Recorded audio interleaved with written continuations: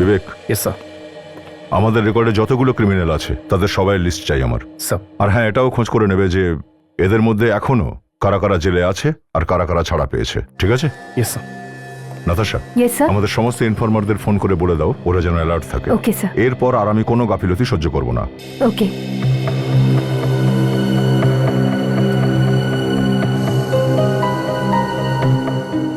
আর হ্যাঁ, প্রত্যেকটা মুহূর্তের খবর চাই আমার। Okay sir.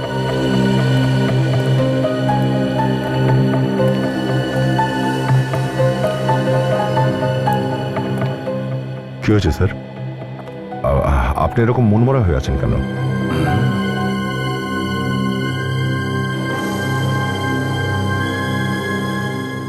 এটা কি স্যার? আপনি এখনো পুরনো কথাই ভেবে চলেছেন? স্যার, আমরা এই এইচডির খেল খতম করে দিয়েছি। হ্যাঁ দয়া, আর সবাই মিলে যদি কাঁধে কাঁধ না মিলিয়ে এই কাজটা করতাম তাহলে জানি না আজ কোত্থেকে কি হয়ে যেত। স্যার, সিআইডিতে আমরা সব পরিবারের মতন, আর আমাদের এই পরিবারকে শেষ করবার জন্য এইচডির মতন লোক যদি 10-12 জন্ম নেয় স্যার, তবুও শেষ করতে পারবে না। এই জন্যই তো আমি গর্ব করি সিআইডি পরিবারকে নিয়ে, আর সেই জন্যই তো আমরা মৃত্যুর মুখ থেকে ফিরে আসলাম। বাহাদুরি, সাহস আর আমাদের আত্মবিশ্বাস কখনোই কমবে না। একবার আমরা ভুল করেছি, আর সেই সুযোগের সদ্ব্যবহার এইচডি করেছিল, কিন্তু দ্বিতীয়বার আমরা এই ভুলটা করব না। স্যার, যদি এই এইচডি এটা না জানতো যে আমরা একে অপরের জন্য প্রাণও দিতে পারি, তাহলে এটা কিছুতেই করতে পারতো না স্যার। হ্যাঁ দয়া, আর এই প্রথম আর শেষবারের মতো কেউ সিআইডি কে ভেঙে ফেলার চেষ্টা করেছিল, কিন্তু আর নয়, এর পরেও আমাদের লড়াই অপরাধ আর অপরাধীর বিরুদ্ধে এগিয়ে যাবেই।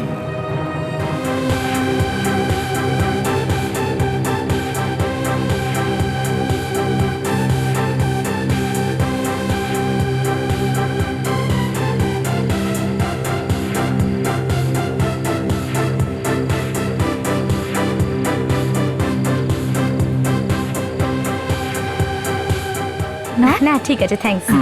ভাই, তোকে দেখে তো আমার খুব জেলাসি হচ্ছে রে, যে তোর ভাগ্য আমার মতো নয় কেন রে? আরে এই সব তো তৃষিতার জাদু। যখন থেকে তৃষিতার সঙ্গে ওর বিয়ে হয়েছে না, ওর তো ভাগ্যটাই পুরো পাল্টে গেছে। ভাই, আমার তরফ থেকে তোদেরকে অভিনন্দন যে তোরা দুজন একসাথে এত বড় প্রপার্টির মালিক হয়ে গেছিস। মন থেকে বলছি। থ্যাংক ইউ ভাই।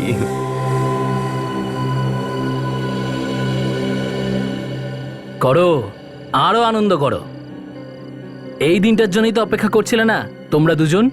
কি মনের ইচ্ছে পূরণ হয়েছে তো? কোথা থেকে কোথায় চলে গেলে তোমরা? আরে তুই এসব কি কথা বলছিস ভাই? আরে তোর তো উল্টে আনন্দ হওয়া উচিত রে, যে তোর খুড়তো ভাই এত সফলভাবে সম্পত্তির মালিক হয়ে গেল। আনন্দ? আমি আনন্দিত হব? আরে আনন্দ তো ওর হওয়া উচিত। এই সম্পত্তি, এই প্রপার্টি কে পেয়েছে? ও পেয়েছে তো, ও। He should be happy. দেখ ভাই, তোকে এই পার্টিতে ডেকে আমি খুব বড় ভুল করেছি। তুই আমার ভাই নাকি আমার শত্রু?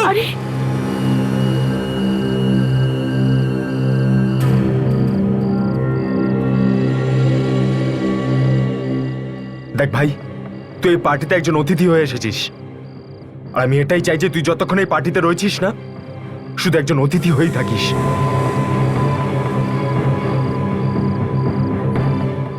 সত্যিটা সবসময় তেতো হয় ঈশান, সেই জন্য তোর হয়তো এটা সহ্য হচ্ছে না। Don't cross your limit, don't cross your limit. না হলে কি? হ্যাঁ, মারবি আমাকে? মারবি? মার। দেখ, আমি ঝগড়াঝাটি কিছুই করতে চাইছি না। আমি চাইছি না যে এরকম একটা ভালো মুহূর্তে কোনো লড়াই ঝগড়া হোক। তার থেকে ভালো হবে যে তুই চলে যা এখান থেকে। এটা তো তৃষিতার আওয়াজ। তৃষিতা!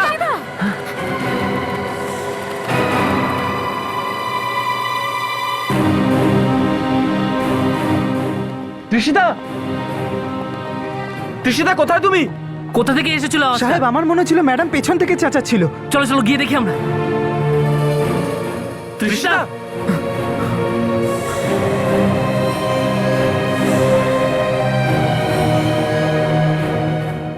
এখানে তো নেই। আরে তুমি গিয়ে দেখো, অন্য রুমে নেই তো? হ্যাঁ, দেখছি স্যার। তৃষিতার চিৎকার শুনে আর এই ঘরের অবস্থা দেখে তো মনে হচ্ছে ওর সাথে কিছু খারাপ হয়েছে। কি বাজে কথা বলছিস? আর এইসব বলার আগে একবার ভেবে বল। আরে ভাই, কি হয়েছে তৃষিতার? কি হলো আমার তৃষিতার কে জানে? কোথায় যে গেল আমার তৃষিতা? সাহেব, আমি বাড়ির কোনায় কোনায় খুঁজে এসেছি, কিন্তু কোথাও পেলাম না। আমার সন্দেহটাই ঠিক ছিল। ওই দেখো জানালায় রক্ত।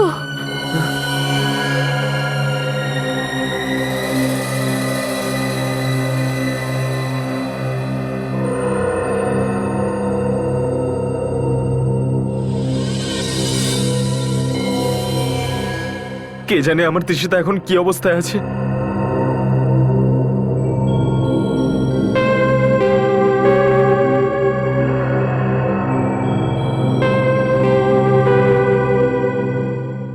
এটা হতে পারে না।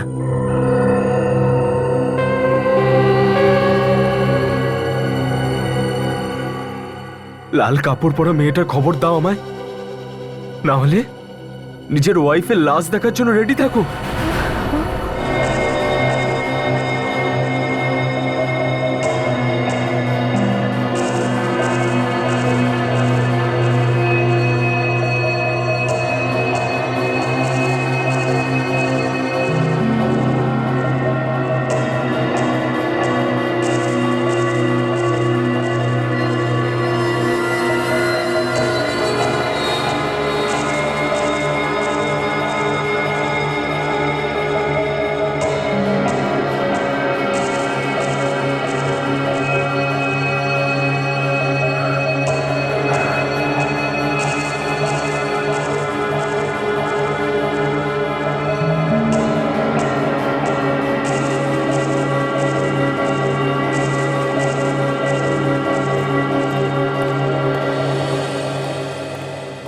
লাল কাপড় পরা মেয়েটিকে চেনো তোমরা ওকে?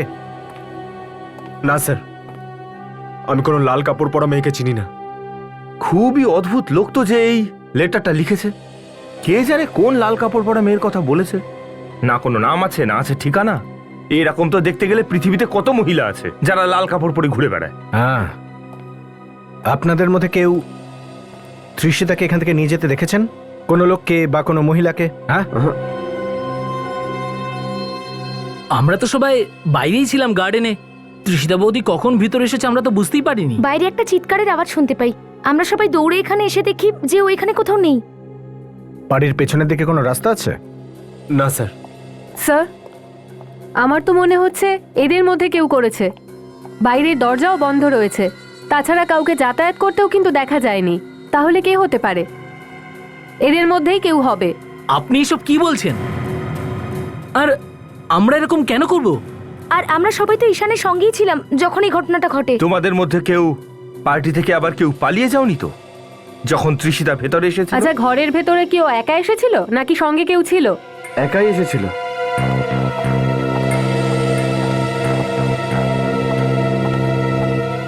ওখানে এই জানলায় বাইরের দিক থেকে আর ভেতরের দিক থেকে অল্প অল্প রক্ত লেগে রয়েছে।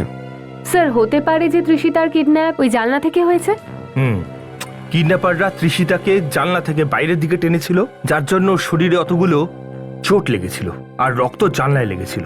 আমি তো দুটো দিকেই দেখলাম, কোথাও জুতোর কোনো চিহ্ন নেই, কিন্তু ব্যাস ওই কিছু আঙুলের চিহ্ন পাওয়া গেছে। যাক, তাও তো কিছু পাওয়া গেল। নাই মামা থেকে কানা মামা ভালো। কিন্তু এখন আমাদের এটা জানতে হবে যে ওই রক্তের দাগ তৃষিতার নাকি ওই কিডন্যাপারের, আর ওই আঙুলের চিহ্ন কার? ঈশান, তোমার স্ত্রীর মেডিকেল রিপোর্ট চাই আমাদের, যা থেকে ওনার ডিএনএ রিপোর্টটা পাওয়া যাবে। দেখো ঈশান, আমরাও চাই যত তাড়াতাড়ি হোক তোমার স্ত্রী তৃষিতার কিডন্যাপার ধরা পড়ুক।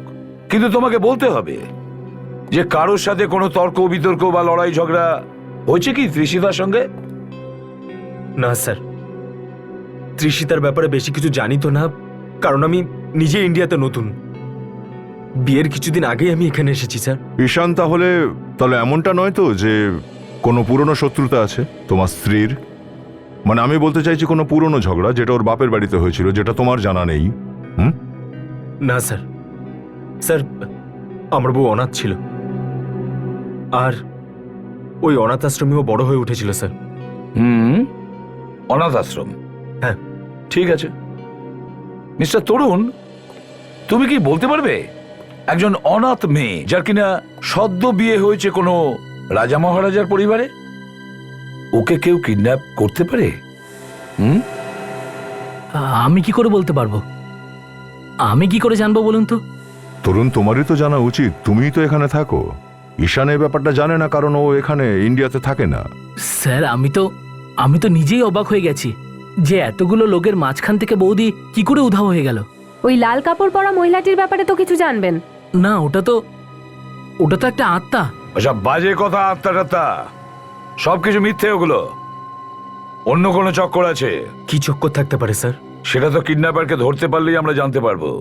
স্যার, প্রথমে এই লাল কাপড় পরা মহিলাটাকে খুঁজতে হবে স্যার। কিডন্যাপারের খোঁজ তো পেয়ে যাবোই আমরা। হ্যাঁ স্যার, কিন্তু আমরা খুঁজবো কি করে? আমরা তো ওর ব্যাপারে কিছুই জানি না স্যার। স্যার, ওই লাল কাপড় পরা মহিলার ব্যাপারে আমাদের ঠাকুমা আপনাকে বলতে পারবে, মীনাক্ষী দেবী। মীনাক্ষী দেবী? তাহলে তো মীনাক্ষী দেবীর সঙ্গে দেখাই করতে হয়। হ্যাঁ সালুকে। আচ্ছা, আলাদা আলাদা, ঠিক আছে, ওকে। দেখ স্যার, সালুকে বলছে যে জানলার ধারে যে রক্তটা পাওয়া গেছে সেটা দুজন আলাদা লোকের রক্ত। তার মানে একটা তৃষিতার আর অন্যটা কিডন্যাপারেরই হবে। হতে পারে। নাতাশা, তুমি আর বিবেক ঈশানের বাড়িতে তোমরা যাও, দেখো কোনো সূত্র পাওয়া যায় কিনা। Yes sir. আর কাজল, তুমি আর সচিন ওই মীনাক্ষী দেবীর সঙ্গে গিয়ে দেখা করো। কে এসেছে পরেশনাথ? ম্যাডাম কেউ দেখা করতে এসছে। ভেতরে ডাকো। এই বাড়ি মীনাক্ষী দেবীর তো? আঙ্কে হ্যাঁ, আমি মীনাক্ষী দেবী। বলুন। দেখুন, আমরা সিআইডি থেকে এই কেসের ব্যাপারে কিছু জিজ্ঞাসাবাদ ছিল। কি বলছেন? মীনাক্ষী দেবীর বাড়িতে সিআইডি? কেন, এখানে সিআইডির আসা নিষেধ নাকি? না না, এইরকম কথা আমি বলছি না। আসলে আজ পর্যন্ত এখানে কখনো পুলিশ পর্যন্ত আসেনি, কিন্তু আজ হঠাৎ আপনারা। এমনিতে আপনি কে? আগে আমার নাম পরেশনাথ। গত 30 বছর ধরে এখানে চাকরি করছি। ম্যাডামের সমস্ত বিজনেস আমিই দেখি। দেখুন মীনাক্ষী দেবী, আপনার নাতি ঈশানের স্ত্রী তৃষিতার। তৃষিতা? কি হয়েছে তৃষিতার? তৃষিতাকে কেউ কিডন্যাপ করেছে। কিডন্যাপ? কে করেছে কিডন্যাপ? সেটাই খোঁজ নেওয়ার চেষ্টা করছি আমরা। আপনাকে কিছু জিজ্ঞেস করার আছে। আমার নাতির বউয়ের জন্য আমি সবকিছু করতে রাজি আছি। যত টাকা পয়সা চাই সব দিয়ে দেবো আমি ওকে। Ma'am please relax. নিন, জল খেয়ে নিন। যে আপনার নাত বউকে কিডন্যাপ করেছে তার কোনো টাকা পয়সা চাই না, তার কোনো লাল রঙের কাপড় পরা মহিলাকে চাই। লাল কাপড় পরা মহিলা? না, এটা হতে পারে না। কে ছিল এটা যার জন্য তৃষিতার কিডন্যাপ হলো? ও ও আমার স্বর্গীয় স্বামীর প্রথম স্ত্রী শ্রদ্ধা। মৃত্যু কি করে হয়েছিল ওনার? জানি না কিভাবে প্যালেস থেকে পড়ে ওর মৃত্যু হয়েছে। লোকেরা বলে ও মারা যাওয়ার পর ওর আত্মা থাকে ওই মহলে। অনেক লোক দেখেছে ওই আত্মাকে। দেখুন অফিসার, এখন এই প্যালেস বন্ধ আছে প্রায় 50 বছর হলো। এখন বলুন তো, এই মৃত মহিলাকে কেউ কি করে ফেরত আনবে? কিডন্যাপারদের না চাই টাকা, না চাই সম্পত্তি, ওদের তো শুধুমাত্র লাল কাপড় পরা মেয়ে দরকার ছিল। কিছু তো গন্ডগোল আছে। মীনাক্ষী দেবী, আমরা আপনার প্রাসাদ দেখব। এটা অন্তত জানতে পারবো যে 50 বছর আগে ওখানে হয়েছিল কি। অদ্ভুত ব্যাপার স্যার, ঘরের মালকিন কাজের লোকে কিচেনে পাঠায় না, বরং নিজে কিচেনে যায় কিছু আনার জন্যে, সেটাও পার্টি চলাকালীন স্যার। আর ভেতরে যাওয়া মাত্রই তাকে কিডন্যাপ করে নেওয়া হলো। এর মানে হলো স্যার, যে অপহরণ করেছে সে ঘরের ভেতরেই ছিল। কিন্তু এটা আগে থেকেই প্ল্যান করা ছিল বলে মনে হচ্ছে। হ্যাঁ স্যার, নইলে কিডন্যাপারের তো এটা জানার কথা না যে ও কখন কিচেনে যাবে। আপনাদের মধ্যে কেউ কি বলতে পারেন কেন গেছিল তৃষিতা রান্নাঘরের ভিতরে? দেখুন, শুধু এরকম মাথা নাড়ালেই চলবে না। ভালো করে মনে করে বলুন, কেউ ওনাকে কিছু আনতে পাঠিয়েছিলেন? স্যার এইভাবে কি করে বলতে পারবো যে কে পাঠিয়েছিল? আসলে সেদিন এত লোক এসেছিল পার্টিতে। আপনারা তখন কোথায় ছিলেন? আমরা দুজন তো ওখানেই ছিলাম স্যার। অ্যাকচুয়ালি একটা ব্যাপার নিয়ে আমরা তরুণের মাঝখানে ঝগড়াঝাটি চলছিল, তো তার মাঝেই হয়তো তৃষিতা ভেতরে গেছিল। ভেতরে গেছিল কেন এটা জানেন না? ম্যাডাম, আমার কিছু মনে পড়ছে। তৃষিতা ম্যাডাম নিজের বন্ধুদের সঙ্গে ছিলেন, তখন তাদের মধ্যে কেউ একজন কিছু একটা চেয়েছিলেন, আর সেই জন্য উনি ভেতরে এসেছিলেন। কে সেই মহিলা? আমি তো ওনাকে ঠিক চিনি না, কিন্তু হ্যাঁ, উনি নীল রঙের ড্রেস পরেছিলেন। কিন্তু এমন তো অনেক মহিলাই নীল রঙের ড্রেস পরে পার্টিতে এসেছিল, এভাবে কি করে খোঁজা সম্ভব? যদি তাকে দেখতে পাও চিনতে পারবে। হ্যাঁ হ্যাঁ। আপনাদের কাছে কোনো ছবি আছে এই পার্টির? হ্যাঁ, তো ক্যামেরার ফটো রয়েছে আমার কাছে, এখনো প্রিন্ট করানো হয়ে ওঠেনি। দেখি একবার। হ্যাঁ স্যার।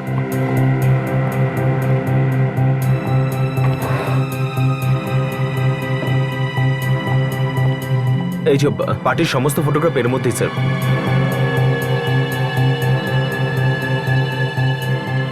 তুমি সব ছবিগুলো ভালো করে দেখো আর বলো যে মহিলাটি কে ছিল। এটা না, না না,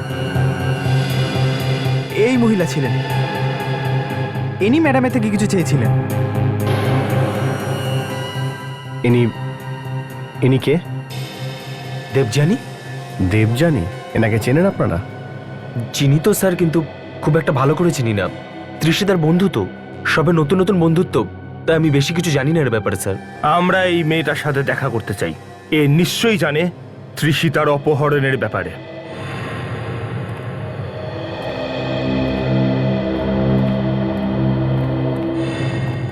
মনে হয় অনেকদিন ধরে বন্ধ ছিল এই প্যালেসটা। আমার স্বামীর মৃত্যুর পর এখানে কেউ থাকতো না।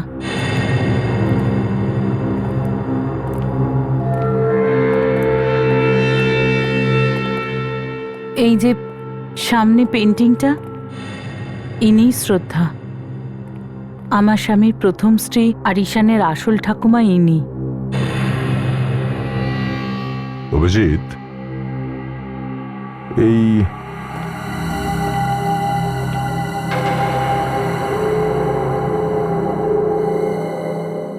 পেন্টিংটা একটু আলাদা ধরনের না? বাকি পেন্টিংগুলোর সঙ্গে এটা একটু বেমানান লাগছে না? মীনাক্ষী দেবী, আচ্ছা আপনি কি বলতে পারেন যে এই এত সুন্দর সুন্দর ছবিগুলোর মধ্যে এরকম অদ্ভুত একটা ছবি কেন? সেটা তো আমি জানি না। আমার স্বামী মারা যাওয়ার কিছুদিন আগে আঁকিয়েছিল। শ্রদ্ধাকেও খুব ভালোবাসতো। ইনি ওই মহিলা তাই না, যিনি মরার পরেও লোকেদের দেখা দিচ্ছেন? হ্যাঁ স্যার, যদি এই শ্রদ্ধা মরে গিয়েই থাকে তাহলে কিডন্যাপার কেন ভাবছে এর কথা? এখন এর জবাব তো এই মুহূর্তে নেই আমাদের কাছে। কিডন্যাপার তো জানে যে ও মারা গেছে। আপনাদের কি মনে হয় এটা শ্রদ্ধার আত্মা, যেটা লোকেরা দেখতে পায়? আপনি বলুন, আপনি দেখেছেন? না। তাহলে দেখুন, এই আত্মা টাত্মা বলে আদৌ কিছু হয় না।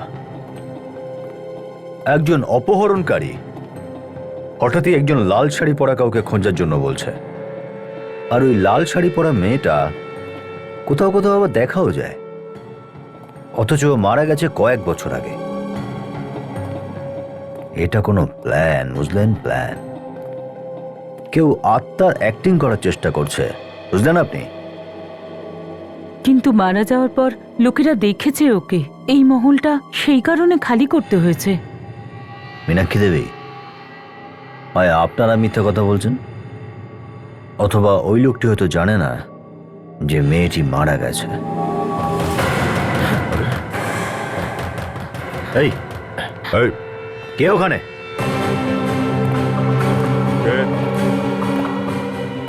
দরজাটা খুলবেন না, এটা সেই আত্মা আমাদের সবাইকে মারতে এসেছে। মেরে ফেলবে?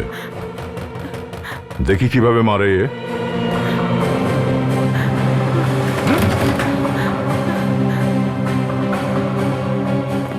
ভেতরে তো কেউই নেই। তাহলে দরজাটাকে নক করলো? আমি বলেছিলাম না অফিসার, এটা সেই শ্রদ্ধারই আত্মা। আপনি এসব কি কথা বলছেন বলুন তো? এইমাত্র স্যার বললো শুনলেন না, আত্মা বলে কিছু হয় না। আপনি বিশ্বাস করছেন না কেন?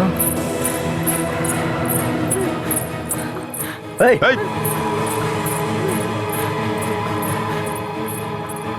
শ্রদ্ধা, অভিজিৎ,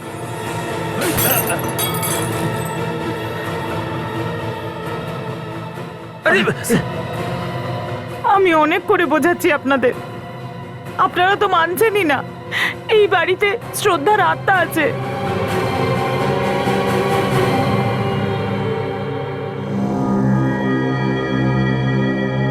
যে মহিলা 50 বছর আগে মারা গেছেন তিনি হঠাৎ করে বেঁচে উঠলেন কি করে?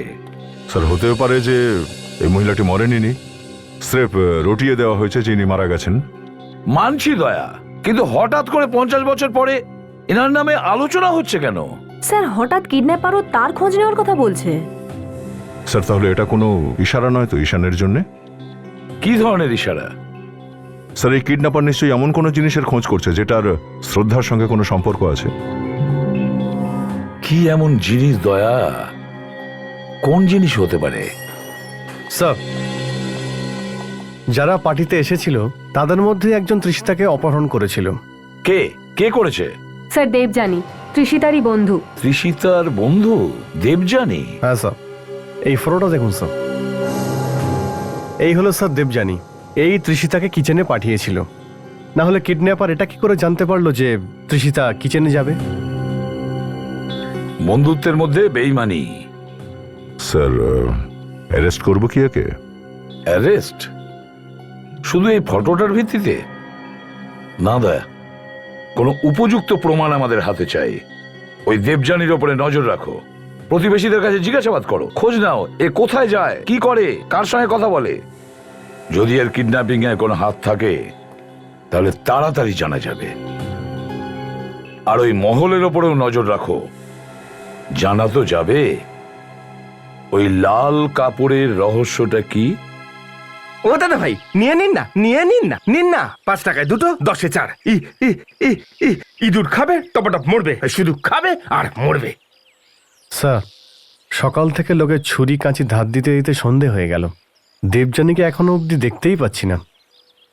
প্রতিবেশীরা বলছিল যে দুপুর 1টার সময় নাকি ও কাজে বেরোয়, ফেরার টাইম হয়ে গেছে।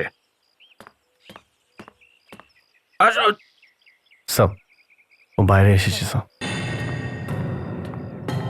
স্যার, ও গাড়িতে বসে কোথাও যাচ্ছে।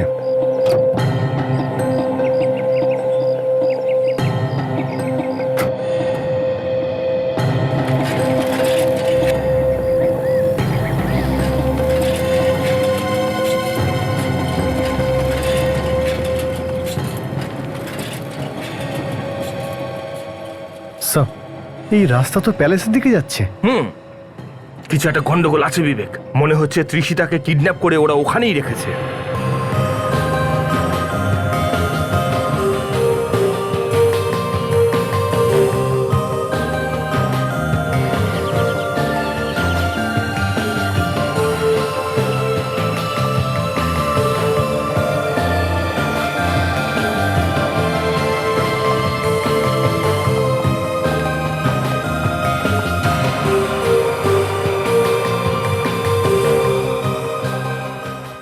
এসেই কাজে লেগে পড়েছে।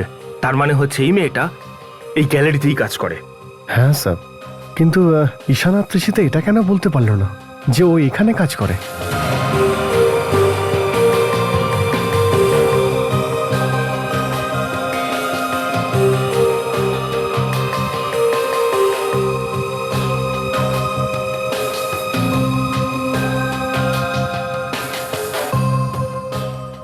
বিবেক, এই মেয়েটাকে কিন্তু আমার একটু বেশি শিয়ানা মনে হচ্ছে। হ্যাঁ স্যার, ও জানতো ঈশান এখানে নতুন, ওর সঙ্গে এত তাড়াতাড়ি বন্ধুত্ব করা যাবে না, আর সেই জন্যই ও তৃষিতাকে নিজের জালে ফাঁসিয়ে নেয়। কোনো না কোনো একটা মতলবে করেছে বন্ধুত্ব। আবার কি?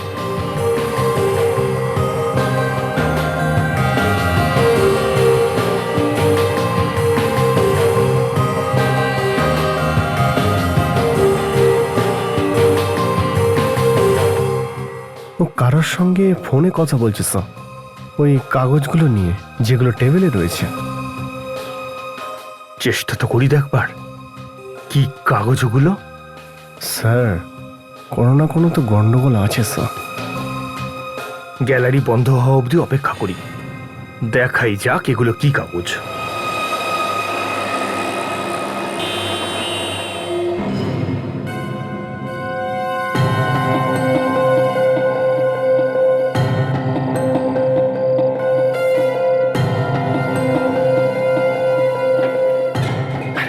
স্যার আস্তে আস্তে। কে ওখানে?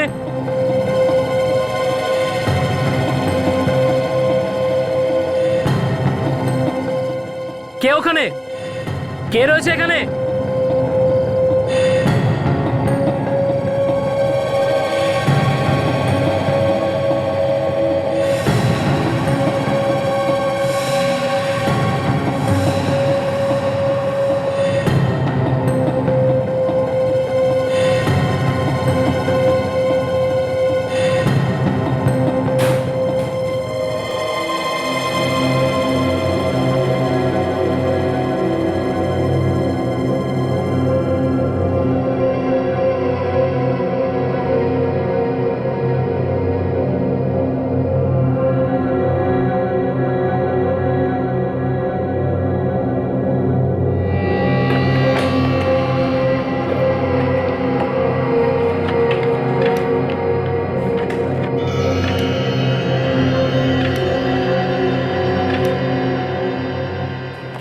স্যার এই স্কেচগুলোর মধ্যে যে জুয়েলারিগুলো দেখছি এগুলো একদম ওই রকমই যেটা শ্রদ্ধা ওই পেন্টিংয়ে পড়ে রয়েছে, যেটা ওই মহলে ঝোলানো। হ্যাঁ, কিন্তু ওই জুয়েলারিগুলোর স্কেচ এখানে কেন?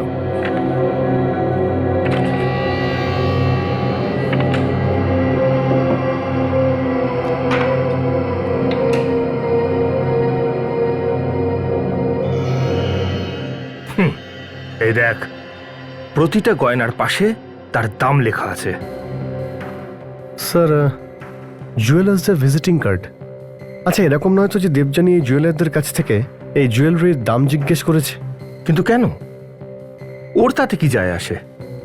এসব তো ঈশানের পূর্বপুরুষদের গয়নাগাটি। আর তাছাড়াও এই গয়নাগুলো এখন আদৌ আছে কিনা তাও জানি না।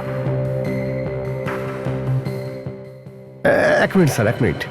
স্যার এই স্কেচটা তো অদ্ভুত লাগছে না স্যার? এটাই বাড়ির কোনো নকশা হবে, কিন্তু এই স্কেচটা এখানে কেন রাখা শ্রদ্ধার গয়নার স্কেচের মধ্যে? এর নিশ্চয়ই কোনো একটা কারণ আছে যেটা শুধু দেবযানী জানে। একটা ক্যামেরাতে যদি ছবি ওঠে তাহলে এই কেস আয়নার মতো পরিষ্কার হয়ে যাবে। আত্মার ফটো ক্যামেরায় আসে না স্যার। ফ্রেডি, 1000 বার তোমায় বলেছে কোনো আত্মা টাত্মা হয় না, বুঝলে? এ কোনো জীবিত মহিলা।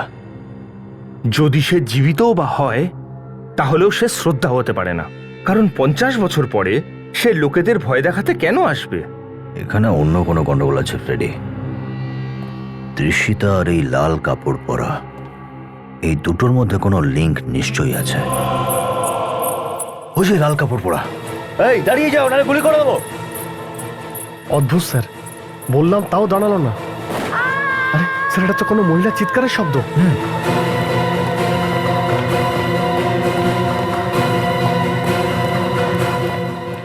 আরে এটা তো দেবযানী।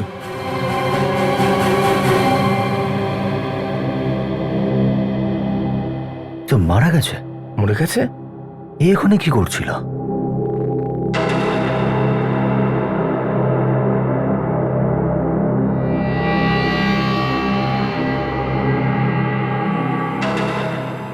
চশমা, মনে হয় খুনের চশমা। কে জানে কোথায় রয়েছে আমার তৃষিতা, জানি না কি অবস্থায় আছে ও। ধৈর্য ধরো বাবা, কিচ্ছু কিচ্ছু হবে না তৃষিতার। প্লিজ অফিসার, আপনারা কিছু করুন না। কিডন্যাপাররা আমাদের হুমকি দিয়েই যাচ্ছে। কি কি বলছে ওরা? বলছে যে ওই লাল কাপড় পরা মেয়েটাকে খুঁজে আনো, না হলে আমার বউকে মেরে ফেলবে ওরা। অদ্ভুত লোক তো স্যার, শুধু লাল কাপড় পরা মহিলার খবর নিচ্ছে। ওরা হুমকি কিভাবে দিচ্ছে? ফোন করে নাকি কোনো লেটার পাঠিয়ে দিচ্ছে? লেটার পাঠায় স্যার। লেটার? কোথায় সেই লেটার? দেখাও তো। ওই লেটারটা তো, ওটা তো পুড়িয়ে ফেলেছি। পুড়িয়ে দিয়েছো কেন? আমরা চাইছিলাম না যে আমাদের তৃষিতা বৌদির প্রাণের কোনো কোনো ঝুঁকি হোক। এ কি করেছো তোমরা? হ্যাঁ, প্রমাণ জ্বালিয়ে দিয়েছো। ওই চিঠিগুলো পেলে আমরা জানতে পারতাম হয়তো এই কিডন্যাপারদের ব্যাপারে, হয়তো আমরা ওদেরকে ধরতেও পারতাম। স্যার দেবযানী আর্ট গ্যালারিতে কাজ করত, যেটা এই মহলেরই একটা অংশ। স্যার এই স্কেচগুলো পেয়েছি ওর ড্রয়ার থেকে।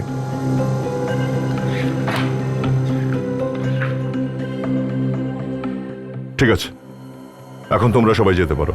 S sir. এরপর কিডন্যাপার যদি কোনো চিঠি পাঠায় তাহলে সেটা রেখে দেবে, ঠিক আছে? সেটাকে স্যার। নিয়ে আমাদের কাছে চলে আসবে অথবা ফোন করে ডেকে নেবে আমাদের। Okay sir. যাও এখন।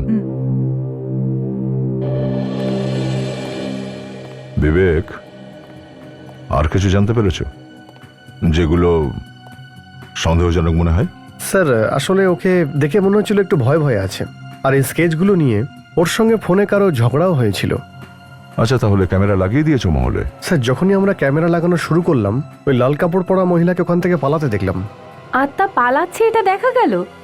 ও কোনো আত্মটাত্মা নয় নাতাশা, ও কোনো জীবিত মানুষ। তুমি খোঁজ করেছিলে কেউ? হ্যাঁ স্যার, দেখার চেষ্টা করেছিলাম। ওকে দেখতে পাইনি, কিন্তু আমরা দেবযানীর লাশ পেয়েছি। কি? দেবযানী মারা গেছে? হ্যাঁ স্যার, কেউ ওকে খুন করেছে। ও ওখানে মহলে পৌঁছলো কি করে? জানি না স্যার। কোনো খোঁজ পেয়েছো কি কে মেরেছে ওকে? স্যার ও লাশের পাশ থেকে এই চশমা পেয়েছি স্যার, চেন দেওয়া চশমা। স্যার এই চশমা তো মীনাক্ষী দেবীর সেক্রেটারির, পরেশনাথ। ও, পরেশনাথ। এটা ঠিক করছেন না আপনারা? সবকিছু তো আগেই জিজ্ঞেস করেছেন মীনাক্ষী দেবীর বাড়িতে, তাহলে আমাকে এখানে নিয়ে আসার কি দরকার? তোমাকে দিয়ে সত্যি বলানোর জন্য। কিরকম সত্যি? দয়া, কি কি এমন সম্পর্ক থাকতে পারে শ্রদ্ধার সঙ্গে দেবযানীর সঙ্গে, যেটা ওর পেইন্টিং এর স্কেচ, যেটা ওর নিজের কাছে খুব যত্ন করে রেখে দিয়েছিল, আর তারপরে ওর ওপরে মার্ক করার কারণটা কি? তৃষিতাকে কোথায় লুকিয়ে রেখেছো তুমি? আমি কেন ওকে লুকিয়ে রাখতে যাব? আমার সঙ্গে ওর কিসের শত্রুতা? ওর সাথে আমার কোনো সম্পর্ক নেই। যদি ওর সাথে তোমার কোনো সম্পর্কে না থাকে, তাহলে দেবযানীকে মারলে কেন? আমি কোনো দেবযানীকে চিনি না। স্যার, আমার মনে হয় এই পেন্টিংগুলোর নয়, এই জুয়েলারির ব্যাপারে লেনদেন আছে, যেগুলো শ্রদ্ধার শরীরে দেখা যাচ্ছে এই পেন্টিং এ। হ্যাঁ, আর সেই জন্যই সমস্ত জুয়েলারি নাম্বার ছিল এই দেবযানীর কাছে, আর নিশ্চয়ই ওই গয়নাগুলোর দাম জুয়েলারির কাছে জানতে চেয়েছিল। এটাকে চেনো তুমি? এই চেন দেওয়া চশমা তোমারই তো? এটা আমরা দেবযানীর লাশের পাশ থেকে পেয়েছি। আজ্ঞে। এবার বলুন, কেন মারলেন দেবযানীকে? না স্যার, না, আমি কাউকে মারিনি, কাউকে মারিনি। তুমি কাউকে মানোনি? না স্যার। তাহলে ওই চেনওয়ালা চশমা ওখানে পৌঁছলে কি করে? হ্যাঁ দেখো, মিথ্যে বললে না পুরো জীবনটা জেলের মধ্যে কাটাতে হবে। তোমার ভালো সেটাই হবে যে সব সত্যি সত্যি বলে দাও। বলো। তবে কি স্যার এই জুয়েলারিগুলো এখনো মহলেই আছে যেগুলো শ্রদ্ধা পড়তো? হ্যাঁ, হতে পারে দয়া, আর এই জন্যই তো কিডন্যাপার গয়নাগুলো পাওয়ার অপেক্ষা করছে। কিন্তু তাহলে তো স্যার ওই লাল কাপড় পরা মহিলাটার কাহিনীটাই মিথ্যে। বলছি স্যার, স্যার ওই প্যালেসে যে ছবিটা আছে, ওর গলায় যে হারটা আছে, ওটা খুব দামি স্যার। সারদা ম্যাডামের মৃত্যুর পর বড় সাহেব ওই জুয়েলারিটা প্যালেসে লুকিয়ে রেখেছিল, আর মৃত্যু পর্যন্ত কাউকে সেটা বলেনি স্যার। দেবযানী ওই জুয়েলারিটাই খুঁজছিল। আর তুমিও সেই গয়নার পেছনে পড়ে গেলে? হ্যাঁ স্যার, আমি সেদিন ওর পেছনে পেছনে প্যালেসে গিয়েছিলাম। আর মেরে ফেললে তাকে? না না, আমি ওকে মারিনি স্যার। আমি যেই ওখানে পৌঁছেছি তখনই পেছন থেকে কেউ গুলি চালিয়ে দেয়। কে কে চালিয়েছিল গুলি? জানি না স্যার, অন্ধকার খুব গভীর ছিল, আমি দেখতে পাইনি স্যার। আমি ওকে বাঁচানোর চেষ্টা করেছিলাম, ততক্ষণে ও মারা গেছে স্যার।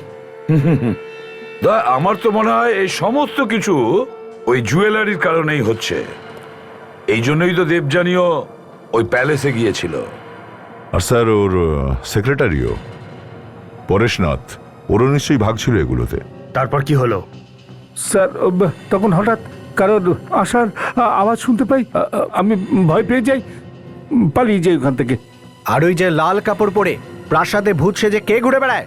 আর ওটা তো মিথ্যে গল্প স্যার, ওটা তো লোকেদের ভয় দেখাতে ছড়িয়ে দেওয়া হয়েছিল।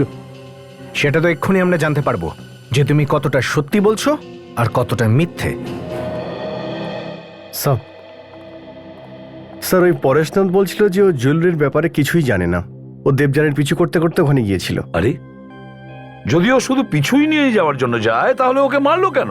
উনি দেবযানীকে মারেননি স্যার, কেউ পেছন দিক থেকে গুলি করেছিল দেবযানীকে, যাকে উনি দেখতে পাননি। স্যার এই জুয়েলারিগুলো যেখানেই থাকুক এগুলো সবই আসল সোনার, শুধু এটাই এরা কেউ জানে না যে কোথায় আছে এসব। কিন্তু এই লাল কাপড় পরা মেয়েটার গল্পটা কি? কিছু বলেছে ওর ব্যাপারে? হ্যাঁ স্যার, পরেশনাথ বলছে যে সব মিথ্যে কথা, গুজব রটানো হচ্ছে, কেউ যাতে প্যালেসের কাছে না যায় আর জুয়েলারি অবধি না পৌঁছয়। আমার তো মনে হচ্ছে স্যার তৃষিতার খোঁজ করতে গেলে প্রথমে আমাদের এই জুয়েলারিগুলোকে খুঁজে বের করতে হবে। একবার এই জুয়েলারিগুলো হাতে এলে এই কিডন্যাপার চোখের সামনে এসে পড়বে স্যার। তার মানে এই পুরো কেসটার রহস্য ওই প্যালেসেই পাওয়া যাবে। কাজল, তুমি আর সচিন তৃষিতার অফিসে যাও আর খোঁজ নাও ও কাদের সাথে মিশতো আর কাদের সাথে কথা বলতো। ম্যানেজার, আপনি তো জেনেই থাকবেন যে তৃষিতাকে অপহরণ করা হয়েছে। হ্যাঁ স্যার। তাহলে তো আপনারা এটাও জানেন নিশ্চয়ই যে ওর সাথে কখনো কারোর ঝগড়া টগড়া হয়েছিল কিনা? না ম্যাডাম, আমরা তো এই ব্যাপারে কিছুই জানি না। অদ্ভুত ব্যাপার, ও আপনাদের কলিগ আর এই ব্যাপারে আপনারা কিছুই জানেন না? হ্যাঁ হ্যাঁ স্যার, আমাদের সাথে কাজ করতো, কিন্তু কিন্তু আমাদের সাথে খুব বেশি মেলামেশা করতো না। আচ্ছা, ওর সাথে কখনো কেউ দেখা করতে আসতো? ওর বন্ধু, আত্মীয় স্বজন বা ওর কোনো বাড়ির লোক? ম্যাডাম, যে কদিন ও এখানে কাজ করেছে না, আমি ওর কোনো আত্মীয়কে বা বাড়ির কাউকে কখনো দেখিনি। কিন্তু হ্যাঁ, একটা মেয়ে ছিল যে ওর সঙ্গে বারবার দেখা করতে আসতো। মেয়ে দেখা করতে আসতো? এটা কি সেই মেয়েটা যে ওর সাথে দেখা করতে আসতো? হ্যাঁ ম্যাডাম, এই মেয়েটাই তো সেই মেয়েটা। ওরা বেশ অনেকক্ষণ বসে গল্প করতো একসাথে। কি কথা বলতো? কিছু শুনেছেন আপনারা? আসল কথা তো শুনিনি, কিন্তু যখন ওই মেয়েটা তৃষিতার সাথে দেখা করতে এসেছে তখন দুজনের মধ্যে ঝগড়া হয়েছিল। ঝগড়া? হ্যাঁ, সম্ভবত কোনো পেপারকে নিয়ে হয়েছিল। সব ঝগড়া হওয়ার পরেও এই দেবযানী ওর পার্টিতে গিয়েছিল, এর মানে কিছু একটা গন্ডগোল নিশ্চয়ই আছে স্যার। এই তৃষিতা ওর পেপার টেপার কোথায় রাখতো? আগে ওই আলমারিতে। আসুন দেখান। কিন্তু স্যার চাবি তো সবসময় ওর কাছেই থাকতো। আমরা সেসব করছি, এসো।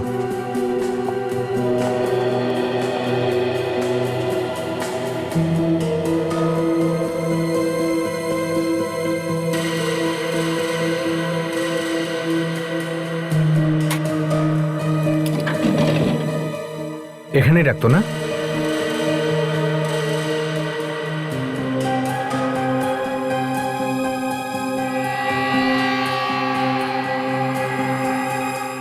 ও, তাহলে এই ব্যাপার। এই কারণে তৃষিতাকে কিডন্যাপ করা হয়েছে।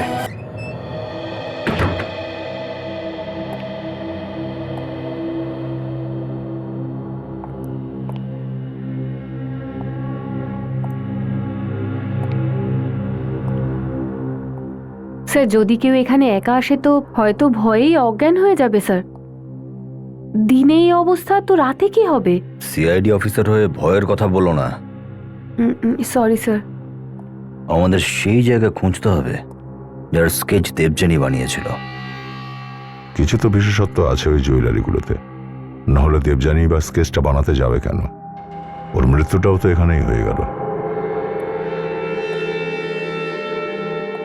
হতে পারে শ্রদ্ধার গয়নাগুলো আশেপাশে কোথাও আছে। স্যার, হয়তো দেবযানী জানতো যে গয়না কোথায় আছে। আর ও এখানে শুধু গয়নাগুলো নিতে এসেছিল। মতলব স্পষ্ট, ও এখানে গয়না খুঁজতে এসেছিল বা গয়না নিতে এসেছিল, আর তখন এখানে অন্য কেউ ছিল, সেখানে লুকিয়ে থেকেই গয়না খুঁজছিল হয়তো। তার মানে যদি কেউ গয়না না নিয়ে থাকে তাহলে হয়তো ওই গয়না এখনো এখানেই কোথাও আছে।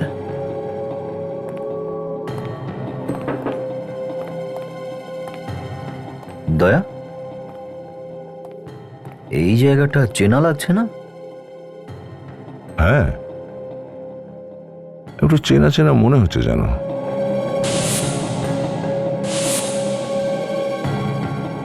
প্যালেসের হলে যে পেন্টিংটা লাগানো আছে সেটা এই জায়গাটার স্কেচ রয়েছে। ও, সেই জন্য আমি ভাবছিলাম যে এরকম অদ্ভুত একটা পেন্টিং শ্রদ্ধার ঘরের অন্য পেন্টিং এর মধ্যে কেন লাগানো আছে। ভীষণ অন্যরকম লাগছিল ওটাকে। স্যার, জায়গাটা মনে রাখার জন্য পেন্টিংটা ওখানে লাগানো হয়েছে।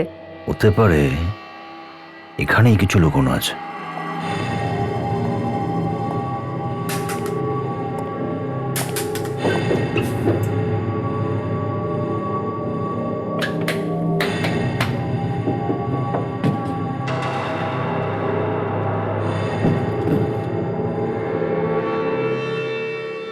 দয়া, দেখেছো?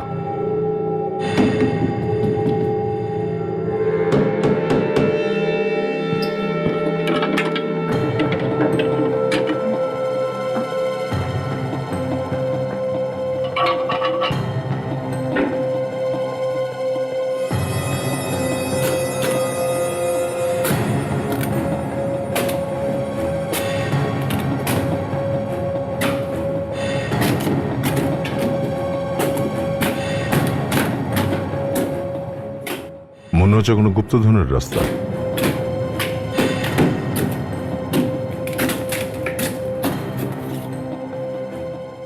সত্যিই দেখছি লোকটা ভীষণ ভালোবাসত শ্রদ্ধাকে। গয়নাগুলো এমন একটা জায়গায় লুকিয়েছে যেখানকার কথা সাধারণ মানুষ ভাবতেই পারবে না। লুকিয়ে তো ফেলেছিল, কিন্তু হয়তো পরে ভুলে গিয়েছিল কোথায় লুকিয়েছে। তাই আজ পর্যন্ত কেউ সেই জুয়েলারি পায়নি। স্যার, মীনাক্ষী দেবী বলছিলেন যে ওনার ভুলে যাওয়ার রোগ আছে।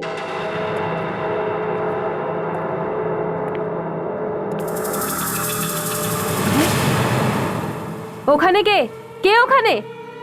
কি হচ্ছে নাতাশা? স্যার, এখনই মনে হলো এখানে কেউ আছে। আচ্ছা, আমরা থাকতেও কার সাহস হলো এখানে আসার? তুমি ঠিক দেখেছিলে? হ্যাঁ স্যার। ঠিক আছে, পরে দেখছি। আগে দেখি তো এইটা কি।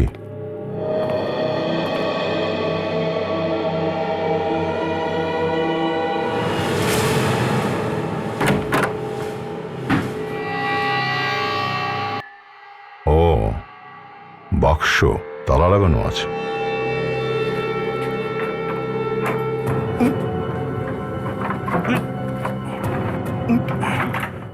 মনে হচ্ছে এই বাক্সেই আছে ওই দামি জুয়েলারিগুলো, যেগুলোর জন্য এই কিডন্যাপিং আর এই খুনগুলো হয়ে যাচ্ছে।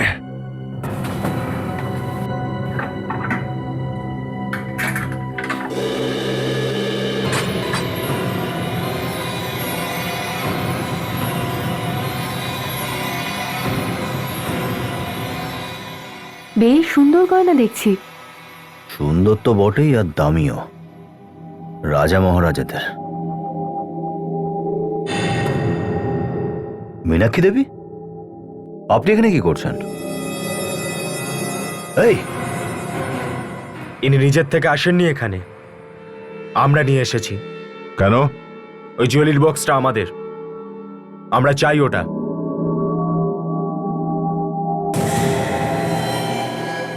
ওহো, তাহলে তুমি সেই আসল খেলোয়াড়।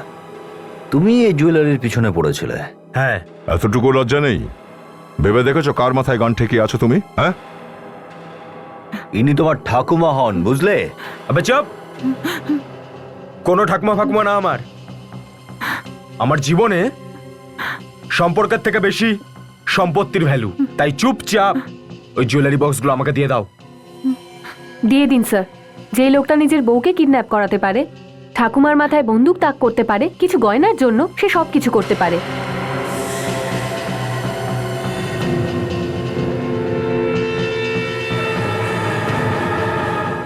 এই সব কিছু তো আমাদের চাল ছিল। আমরা তো শুধু এইটা চাইছিলাম যে সিআইডি জুয়েলারি খুঁজে আমাদের দিয়ে দিক। আমি এটা ঠিক করে বলতে পারবো না যে তোমাদের এত কষ্টের ফল তোমরা পাবে কি পাবে না, তবে আমি ভগবানের কাছে প্রার্থনা নিশ্চয়ই করব। কি বলতে চাইছেন আপনি? একটু পেছনে ঘুরে দেখো। গান নিচে করো, গান নিচে করো। আর যদি একটুও নড়াচড়া করো তাহলে মাথার খুলি উড়িয়ে দেবো একদম। তোমার অফিসে গিয়েই আমাদের সন্দেহ হয়, যখন ওখানে গিয়ে এই মহলের স্কেচ দেখি।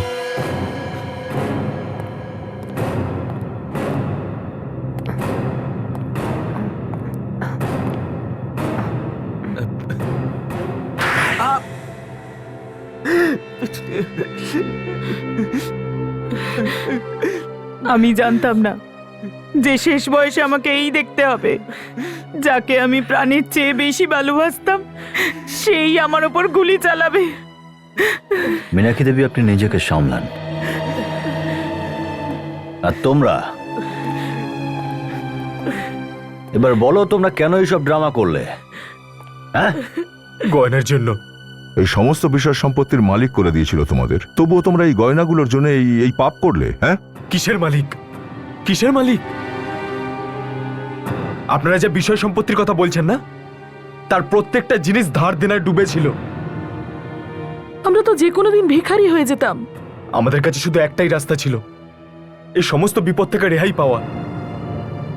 এই দামি গয়না যেগুলো তৃষিতার ঠাকুরদাই মহলেরই কোনো কোনায় লুকিয়ে রেখেছিল। আমাদের তো যে করেই হোক এই জুয়েলারির প্রয়োজন ছিল। আমি ভাবলাম যে সিআইডি ছাড়া আর কারোর পক্ষে সম্ভব নয় যে এই গয়নাগুলোকে খুঁজে বের করবে। এর জন্য আমি তৃষিতাকে কিডন্যাপ করালাম আর এই ভূতের নাটকটা করলাম, যাতে যাতে আপনারা ওই মহলের প্রতি আকর্ষিত হন। লোভী আমরা জীবনে অনেক দেখেছি, কিন্তু তোমাদের মতো দেখিনি। তোমরা একবারও এটা ভাবলে না যে সিআইডি সব জানতে পারলে তোমাদের কি অবস্থা হবে? হ্যাঁ, আমরা জানতাম যে সিআইডি আমাদের ধরার চেষ্টা করবে, তাই আমরা দেবযানীকেও সঙ্গে নিয়ে নিই।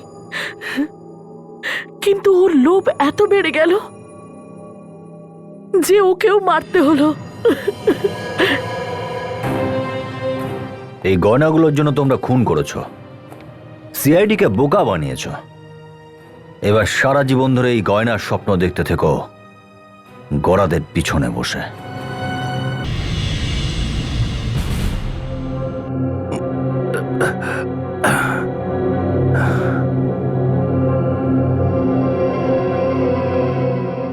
রোজ সকালে পরিষ্কার করি, আর রোজ এত ময়লা কোথা থেকে জড়ো হয়ে যায়। জানি না মানুষজন রাস্তায় ময়লা ফেলা কবে বন্ধ করবে, কবে যে লোকে বুঝবে।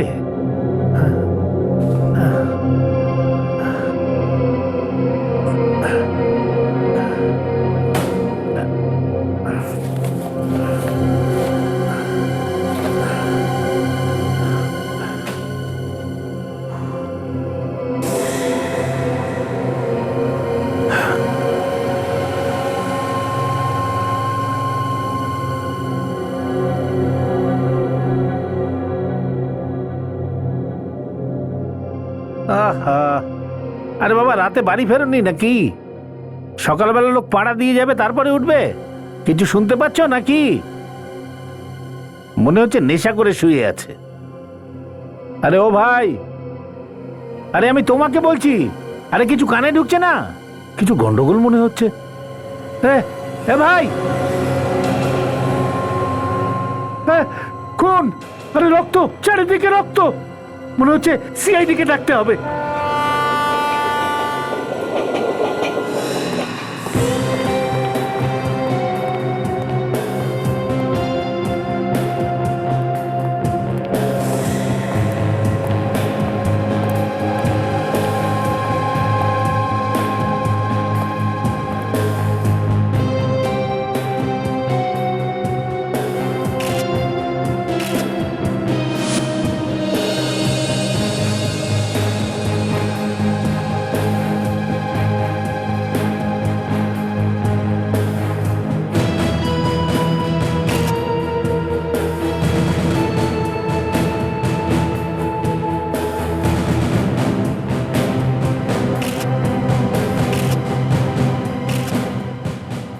বলো সচিন। স্যার, মনে হচ্ছে লোকটার মৃত্যু রাতের বেলা হয়েছে। রাত্রে মারা গেছে?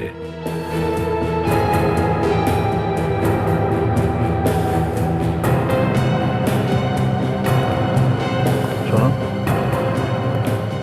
তুমি প্রথম দেখেছো না লাশটাকে? হ্যাঁ সাহেব, আচ্ছা, যখন তুমি এখানে এসেছিলে তখন কি দেখেছিলে তুমি? রোজ পরিষ্কার করবার জন্য আসি সাহেব, সাফাই করার সময় এই লাশটাকে দেখতে পেলাম। আচ্ছা, এটা বলো, যখন তুমি এখানে আসলে তখন তুমি কাউকে এখানে আশেপাশে যেতে দেখেছো? কোনো লোককে এখান থেকে পালিয়ে যেতে বা যাওয়া আসা করতে? না সাহেব, কাউকেই দেখিনি। ভালো করে মনে করে বলছো তো? হ্যাঁ সাহেব, ভালোভাবেই মনে আছে। ঠিক আছে, তুমি যাও। আজ্ঞে সাহেব।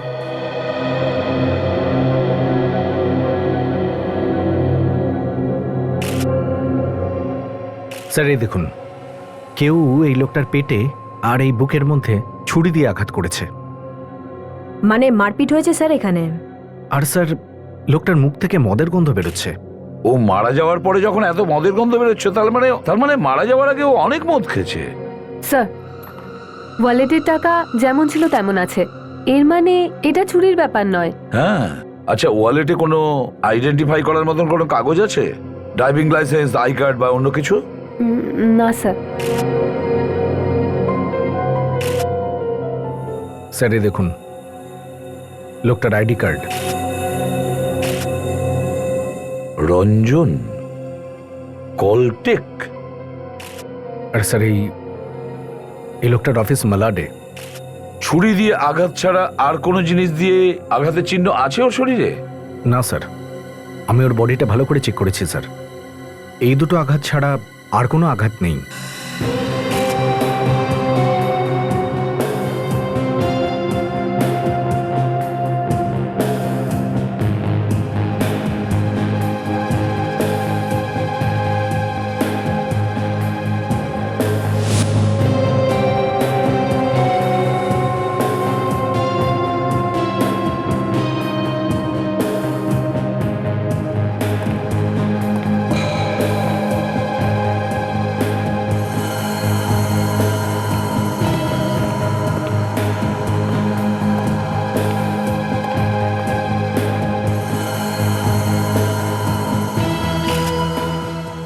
CCTV camera. সচিন স্যার, এই দেখো, সিসিটিভি ক্যামেরা। টেররিস্টরা অ্যাটাক করার পরে সরকার এই ধরনের ক্যামেরা সব জায়গায় লাগিয়েছে। কিন্তু স্যার, এই ক্যামেরা অনেকটা দূরে স্যার। আরে কাজল, ক্যামেরা দূরে লাগিয়েছে তো কি হয়েছে? কিছু না কিছু তো রেকর্ড নিশ্চয়ই হয়েছে। দেখো দেখো, এখানে পরিষ্কার দেখা যাচ্ছে এখানে কে এসেছে, কে গেছে, কি ঘটনা ঘটেছে, সমস্ত কিছু, সব কিছু রেকর্ড হয়ে গেছে। একটা কাজ করো, এই সিসিটিভি ফুটেজ ভালো করে চেক করো, কিছু না কিছু তো নিশ্চয়ই পাওয়া যাবে। হ্যালো, ইয়েস, দেখুন, আমি এসিপি প্রদ্যুমান, সিআইডি থেকে এসেছি। হ্যালো স্যার, বলুন কিভাবে আপনাকে সাহায্য করতে পারি। আন্দেরি সাবের ভেতরে যে ক্যামেরা লাগানো আছে তার রেকর্ডিং এখানেই হয়তো? হ্যাঁ স্যার, এখানেই হয়। ব্যাস, ওই রেকর্ডিং আমরা দেখতে চাই। ওই সাবওয়েতে একটা খুন হয়েছে। খুন? আগে হ্যাঁ, খুন। আপনি তো নিশ্চয়ই দেখেছেন রেকর্ডিং এ। স্যার, ওই অ্যাকচুয়ালি টেররিস্ট অ্যাটাকের পর আমরা ঠিকঠাক মনিটরিং করি, কিন্তু রোজ রোজ সেরকম আর চেকিং হয় না স্যার। What nonsense! আপনি কি বলছেন? আপনি মনিটর চেক করেন না প্রতিদিন? শুনেছো তোমরা? স্যার, আমার কথা বোঝার চেষ্টা করুন। আচ্ছা ঠিক আছে, এই রেকর্ডিং তো হয় না রোজ? হ্যাঁ, দেখান আমাদের। এক্ষুনি দেখাচ্ছি স্যার।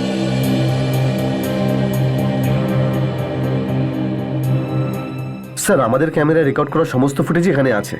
আপনি কোন টাইমে ফুটেজ দেখতে চাইছেন? রাত্রি 10টার পর থেকে। Okay sir.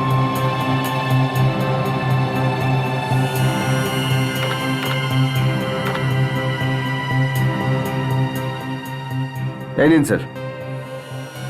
O, thank you. শুধু আপনি কিছুক্ষণের জন্য যদি বাইরে যান প্লিজ। Okay sir. সচিন, একটু অপারেট কর তো। স্যার,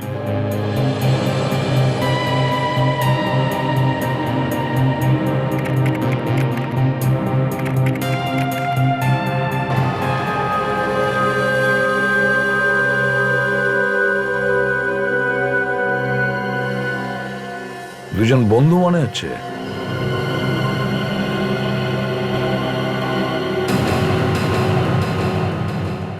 মাই গড, তো মেরেই চলেছে। হ্যাঁ, এটা তো রাত্রি 1টার ঘটনা। কোথা থেকে আসছিল দুজন রাত্রি 1টার সময়? স্যার এই খুনির মুখ পরিষ্কার দেখা যাচ্ছে না। সচিন, পজ করে একটু রিমাইন্ড করো। স্যার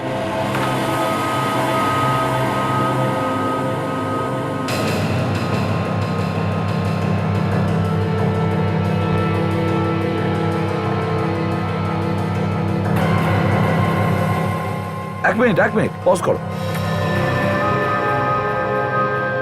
অভিজিৎ, ওর পেছন দিকে দেখো। স্যার, প্রমাণ রয়েছে। হ্যাঁ, এই জন্যই কেউ একজন খুন হতে দেখেছে, সে ওখান থেকে পালিয়ে গেছে। সচিন, জুম করো তো ওই লোকটাকে। Yes sir.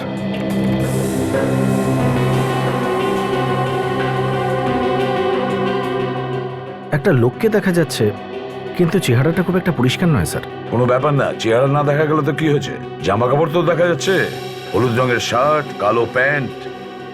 পালিয়েছে, বাদিকেই পালিয়েছে হয়তো। হয়তো খুন হতে দেখে ভয় পেয়ে পালিয়ে গেছে। হতে পারে। অভিজিৎ, স্যার, একটা কাজ করো, তুমি রঞ্জনের অফিসে যাও, খোঁজ নাও, আর আমরা সবাই রঞ্জনের বাড়ি যাচ্ছি। আরে হ্যাঁ আসছি।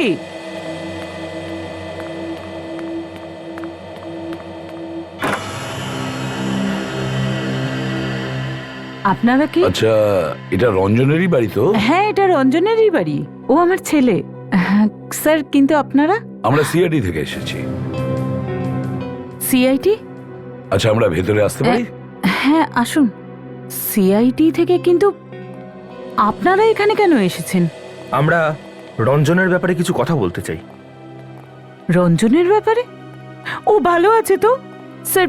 ও কাল রাত থেকে বাড়ি ফেরেনি। ওকে কি আপনারা পেয়েছেন? রঞ্জন আর আপনি ছাড়া এই বাড়িতে আর কি কেউ থাকে?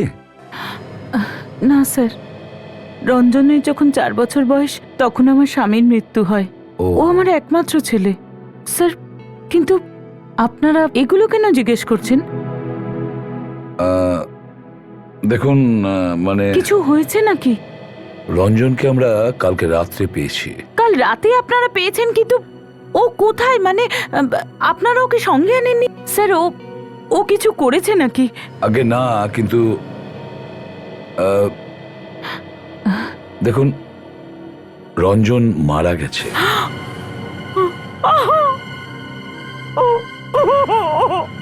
না স্যার, না ম্যাম, না স্যার, এটা হতে পারে না। ম্যাম প্লিজ শান্ত হন না, কাঁদবেন না। যে ওর খুন করে থাকুক না কেন, আমরা তাকে খুঁজে বের করব। ওকে কেন কেউ মারবে স্যার? আচ্ছা, একটা কথা বলুন, রঞ্জনের সঙ্গে কি কারোর কোনো শত্রুতা ছিল? এই কিছুদিনের মধ্যেই রঞ্জনের সাথে কারোর মারপিট বা ঝগড়া হয়েছিল? না স্যার, আমি তো আপনাকে বলেইছি ও কারোর সাথে বেশি কথা বলতো না। ওর বন্ধুদের ব্যাপারে তো নিশ্চয়ই আপনি কিছু জানেন। ওর সব থেকে কাছের বন্ধু কে হতে পারে? স্যার, আমি তো আপনাকে বলেছি ও কারোর সাথে বেশি কথা বলতো না। ওর বন্ধুকে কখনো বাড়িতেও নিয়ে আসতো না। দেখুন, ওর এমন কোনো বন্ধু যার সাথে ও প্রায় মদ খেতে যেত? মদ? হ্যাঁ, এরকম কাউকে চেনেন আপনি? না। আমাদের বলার উদ্দেশ্য হলো যে ওর এমন কোনো বন্ধু ছিল যে ওর সাথে বসে মদ খেতে পারে? না, রঞ্জন মদ খেত না। রঞ্জন মদ খেত না? না স্যার, কিন্তু কিছুদিন ধরে ও রোজ মদ খেয়ে বাড়িতে আসতো। আচ্ছা, আমি জানতাম না ও কেন এগুলো করছে, নাকি কেউ ওকে দিয়ে করাচ্ছে, কিন্তু ও রোজ মদ খেয়ে বাড়িতে ফিরতো স্যার। সচিন, পেডিক, কাজল, সাবওয়ের কাছে যাও, ওখানে প্রত্যেকটা লোককে জিজ্ঞাসাবাদ করো, লোকজনদের, দোকানদারদের, অটোওয়ালাদের। দেখো ওদের মধ্যে কেউ হলুদ রঙের শার্ট পরা কোনো ছেলেকে দেখেছে কিনা। Excuse me. দেখুন, আমরা সিআইডি থেকে এসেছি, আপনাদের কিছু জিজ্ঞাসাবাদ করার আছে। স্যার, আপনারা এখানে? সবাই এই ছবিটা দেখুন। এই ব্যক্তি কি আপনাদের এখানে কাজ করতেন? স্যার, এটা তো রঞ্জন, কিন্তু ওর আইডি কার্ড আপনাদের কাছে? স্যার, ও ঠিক আছে তো? আগে না, ওর মৃত্যু হয়েছে। কেউ ওকে খুন করে দিয়েছে। খুন?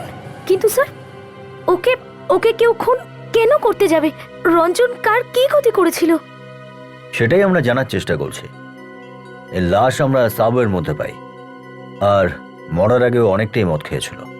স্যার কিন্তু এটা তো হতেই পারে না স্যার। স্যার রঞ্জন তো মদ খাই না। হ্যাঁ স্যার, আমরা কতবার অফিসের পার্টিতে একসাথে গেছি, কিন্তু রঞ্জনকে মদ খেতে আমি কখনো দেখিনি। আচ্ছা আচ্ছা, কালকে রাতে ও এখান থেকে অফিস থেকে কটায় বেরিয়েছিল? স্যার এই ধরুন 10টা 10:30 নাগাদ, কারণ ওর শিফটটা ওই সময় পর্যন্তই থাকে। 10টা 10:30 নাগাদ? তার মানে যা কিছু হয়েছে সেটা 10:30 থেকে 1টার মধ্যেই হয়েছে। 1টা নাগাদও মারা গেছিল না? হ্যাঁ, সিসিটিভির ফুটেজেও দেখা গেছে ওর সাথে ওর এক বন্ধুও ছিল, তাই তো? হ্যাঁ, এখানে কেউ রোগা পাতলা লম্বা করে কাজ করে যে রঞ্জনের বন্ধু হবে? না স্যার, স্যার এখানে ওর কোনো বন্ধু নেই স্যার। আর স্যার রঞ্জন খুব কম কথা বলতো। এই অফিসে ওর শুধু দুটোই ভালো বন্ধু ছিল। দুজন? কে? নেহা ম্যাডাম, এই কোম্পানির মালকিন আর আমাদের বস, আর ওনার অ্যাসিস্ট্যান্ট করণ। নেহা ম্যাডাম আর ওনার অ্যাসিস্ট্যান্ট করণ?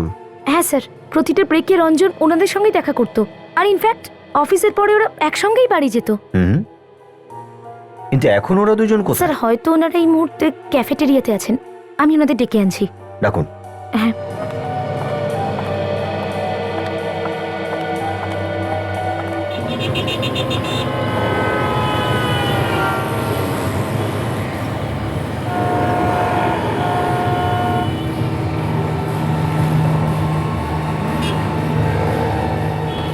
অটো কি এখানেই পার্ক করা থাকে রাতে?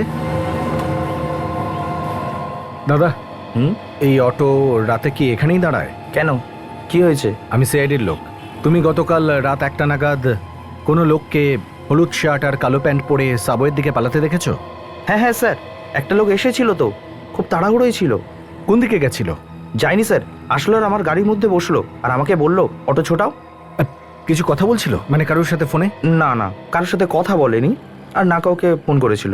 শুধু আমাকে এটা বললো জোরে চালাও, তাড়াতাড়ি চালাও। খুব ভয় পেয়েছিল। যেই বিল্ডিং এর কাছে পৌঁছালো স্যার, নামলো, টাকা দিল আর তাড়াতাড়ি পালিয়ে গেল স্যার। বিল্ডিংটা দেখাতে পারো? এখান থেকে ডান দিকে যাবেন, বাঁ দিকে যে দ্বিতীয় বিল্ডিংটা আছে ওখানেই ছেড়েছিলাম। ওকে, থ্যাংক ইউ। ঠিক আছে। হ্যাঁ ফ্রেডি? এটা আমি কি শুনছি স্যার? রঞ্জন মারা গেছে? আগে হ্যাঁ, ক্ষমা করবেন, আপনাদের এরকম একটা খবর দিতে হলো।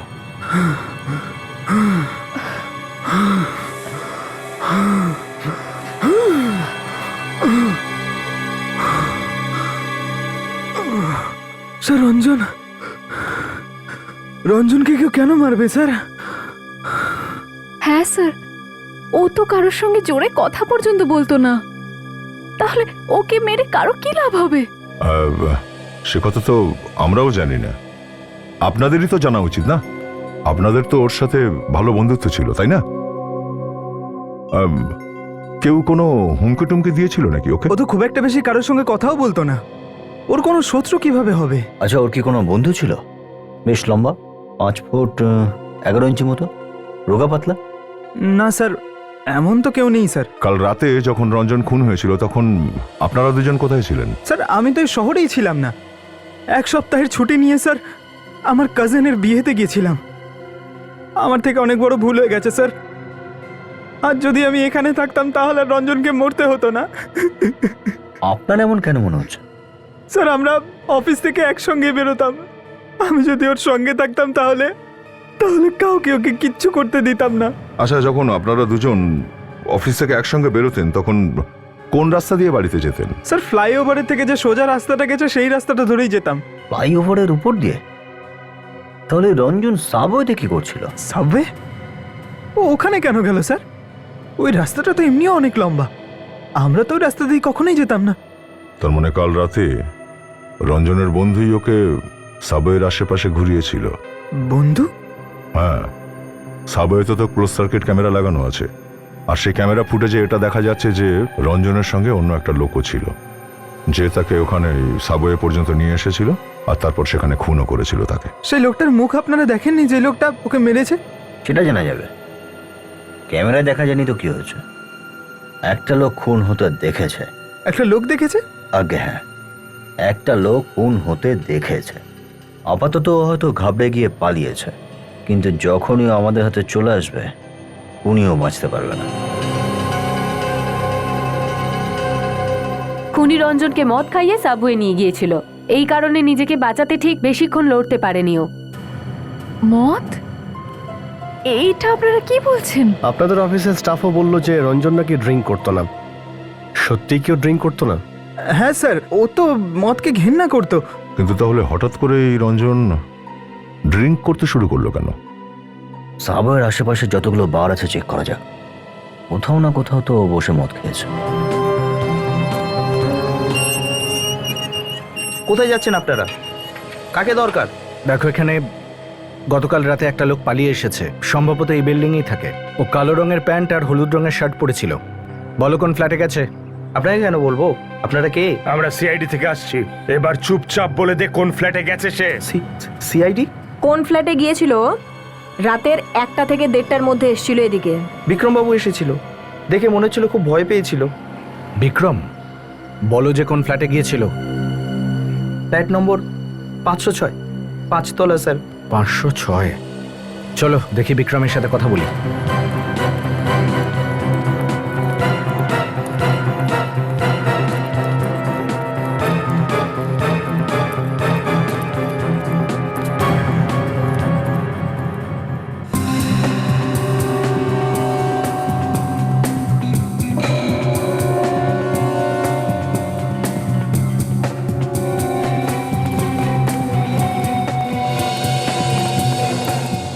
এখানে তো পাওয়া গেল না। না স্যার, এদিকের বারের কোনো লোকেরাই ওকে চিনতে পারেনি। এদিকেও কেউই লোকটাকে দেখেনি বলছে। অদ্ভুত বিষয়, ও যদি এখানে না মদ খেয়ে থাকে তাহলে এরা কোথায় মদ খায়? ফ্ল্যাট নম্বর 506। এইটাই তার মানে বিক্রমের ফ্ল্যাট।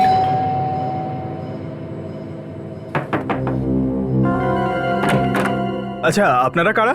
তোমার নামই বিক্রম তো? হ্যাঁ স্যার, কিন্তু আপনারা এখানে আমার বাড়িতে? আমরা সিআইডি থেকে। সিআইডি? দেখুন, ভয় পাওয়ার কোনো প্রয়োজন নেই। কিন্তু স্যার, আপনারা আমার বাড়িতে, ব্যাপারটা কি? কেন, তুমি জানো না যে আমরা এখানে কেন এসেছি? না স্যার, আমি তো কিছুই জানি না। দেখো, ভয় পেও না, তোমার সাহায্য চাই আমরা। সাহায্য?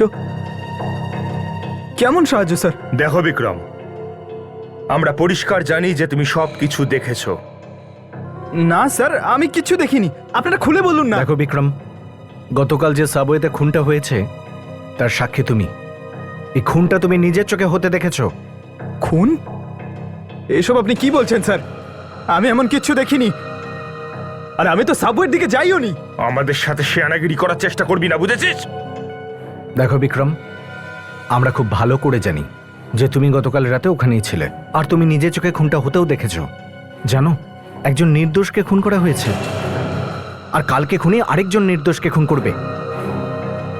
তুমি খুনিকে ধরার ব্যাপারে আমাদের সাহায্য করতে পারো। আর দেখো, তোমার ভয় পাওয়ার কোনো কারণ নেই। আমরা থাকলে তোমার কেউ কিছু করতে পারবে না, বিশ্বাস করো আমাদের। স্যার, আমি কতবার আপনাদেরকে বলবো যে আমি কাউকে খুন করতে দেখিনি। দেখো বিক্রম, আমরা আবার কি হলো? 1 মিনিট স্যার। মিথ্যা কথা বলছে, ডাহা মিথ্যে। কি হলো? এই, ও মাই গড, ও বেঁচে আছে এখনো? কাজল, একটা কাজ করো, অ্যাম্বুলেন্স ডাকো জলদি। যে গুলি মেরেছে পালিয়েছে, কেউ নেই ওখানে। খুব বেশি দূর যেতে পারবে না, চলো তাড়াতাড়ি।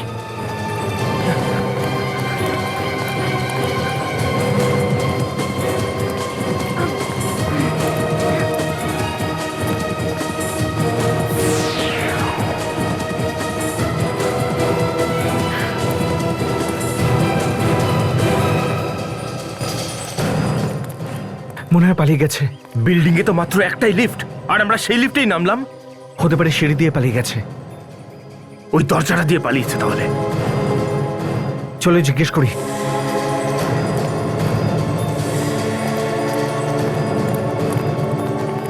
ওয়াচম্যান, এদিকে এসো।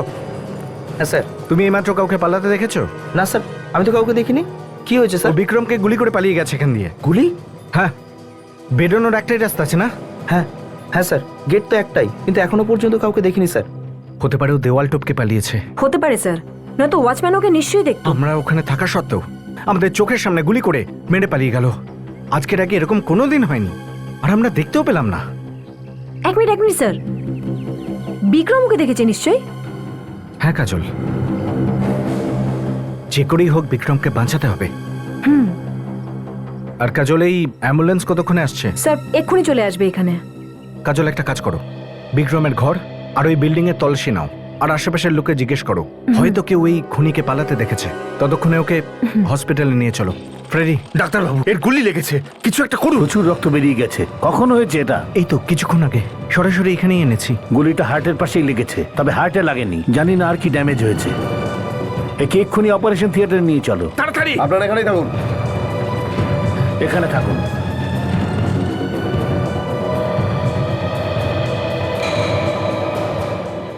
যে কোনো মূল্যেই বিক্রমকে বাঁচাতেই হবে। কান কাটা গেল আমাদের চোখের সামনে বিক্রমকে গুলি মেরে চলে গেল। হ্যাঁ ফ্রেডি, এটা খুনিই করেছে। আর আমাদের এই উইটনেস, ও খুনিকে দেখেছে। ওকে যে কোনো মূল্যে বাঁচাতে হবে।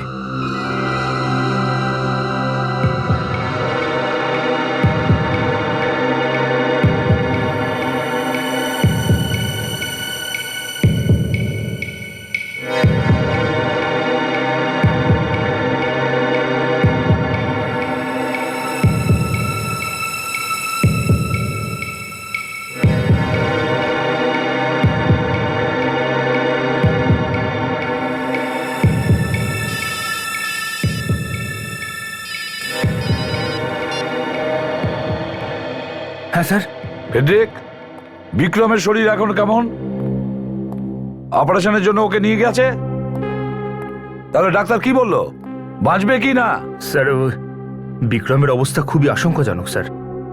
যেই ডাক্তারবাবু ওটি থেকে বাইরে আসবেন আমি আপনাকে জানাচ্ছি স্যার। এটা বলো যে ওই সময় তোমরা কোথায় ছিলে? কোথায় ছিলে? ওর ফ্ল্যাটেই ছিলাম স্যার। তাহলে কি ওর ফ্ল্যাটে তুমি ঘুমিয়েছিলে? বলো কিভাবে এসব? স্যার, আমরা কোনো কিছু বুঝে উঠবার আগেই ও চলে গেল দরজাটা খুলতে, আর ও দরজাটা খোলা মাত্রই কেউ ওর উপর গুলি চালালো স্যার।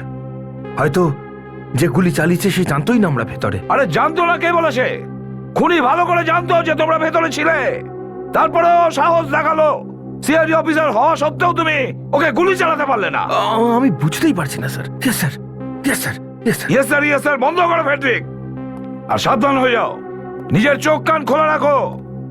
একটা কথা মনে রেখো, ও কিন্তু হসপিটালে এসেও হামলা করতে পারে। দ্বিতীয়বার ভুল করলে আমি কিন্তু ক্ষমা করব না, মনে থাকে যেন। Okay sir. কাজল, স্যার, তোমাকেও কিন্তু বলছি আমি, এসব হলো কি করে যখন তোমার সঙ্গে দুজন অফিসার ছিল? সরি স্যার, সবকিছু তো তাড়াতাড়ি হয়ে গেল যে। আর তোমরা দেখতে থাকলে। হ্যাঁ, একটা খুন হঠাৎ করে হলো আর তোমরা তাকিয়ে দেখলে। এই জন্য তোমাদের ট্রেনিং দেওয়া হয়, তাই না? কি লাভ হলো ট্রেনিং দিয়ে? সরি স্যার, আর এরকম হবে না। আর এরকম হবে না। একটা মাত্র প্রত্যক্ষ প্রমাণ, আর সেটাও জীবন আর মৃত্যুর মাঝামাঝি ঝুলছে। স্যার, আমার মনে হচ্ছে যে বিক্রম বেঁচে যাবে। আরে কিভাবে বাঁচবে অভিজিৎ যদি এরকম অফিসারেরা থাকে? স্যার, হাসপাতালে আছে, যদি একবার ওর জ্ঞান ফিরে আসে তাহলে আমরা জিজ্ঞাসাবাদ করতে পারি। জ্ঞান ফিরলে তবে তো কথা বলবে। স্যার, জ্ঞান তো ফিরতেই হবে। Natasha, yes sir. এখনো পর্যন্ত কি কি ইনফরমেশন আছে আমাদের এই কেসের ব্যাপারে? স্যার, এখন অবধি এটা জানা গেছে রঞ্জন মৃত্যুর আগে মদ খেয়েছিল, আর মদ যে খেয়েছিল সেটা সাবওয়ের আশেপাশে কোনো বার থেকে খায়নি। এটাই তো স্যার, মদ খেয়েছিল কিন্তু আশেপাশের কোনো বার থেকে খায়নি। তাহলে কোথা থেকে গেল? অভিজিৎ, এই রঞ্জন অফিস থেকে বেরিয়েছে রাত্রি 10টায়। হ্যাঁ স্যার, আর যা কিছু হয়েছে তা রাত 10টা থেকে 1টার মধ্যেই হয়েছে স্যার। এর মধ্যেই ওরা কোথাও বসে মদ খেয়েছিল, কিন্তু কোথায় গেল? অভিজিৎ, নিশ্চয়ই কোনো নির্জন জায়গায় বসে ওরা দুজনে মদ খেয়েছিল, বা হয়তো খুনির সঙ্গে গিয়ে তার বাড়িতে মদ খেয়েছে।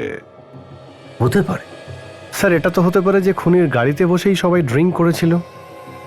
এরকমই মনে হচ্ছে স্যার।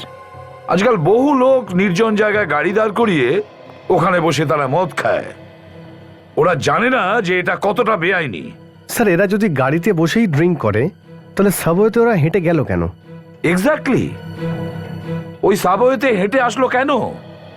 এটার একটাই কারণ হতে পারে অভিজিৎ, ওরা দুজন সাবওয়ের আশেপাশেই কোথাও বসেছিল মদ খেতে। সাবওয়ে থেকে রঞ্জনের অফিসের দূরত্ব 8 ঘন্টার, আর সেই জায়গা ওর মধ্যেই কোথাও না কোথাও হবে যেখানে ওরা দুজন মদ খেতে বসেছিল। তার মানে আমাদের সাবওয়ের আশপাশের কোনো নিস্তব্ধ জায়গা খুঁজতে হবে যেখানে রাতে লোকেরা বসে মদ খায়।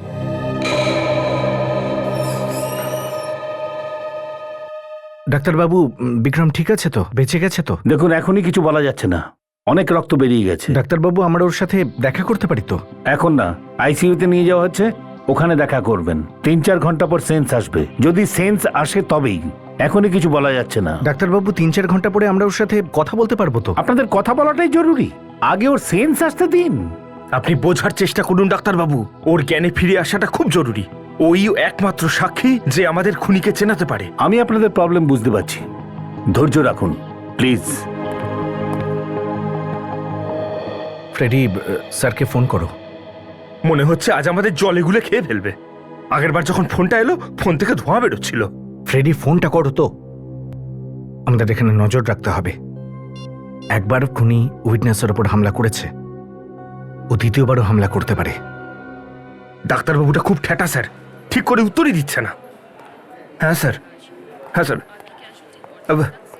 ওর অবস্থা খুব একটা ভালো নয় স্যার। সরি স্যার, সরি, আর কোনোদিন এরকমটা হবে না। হ্যাঁ স্যার, ওকে স্যার, ওকে।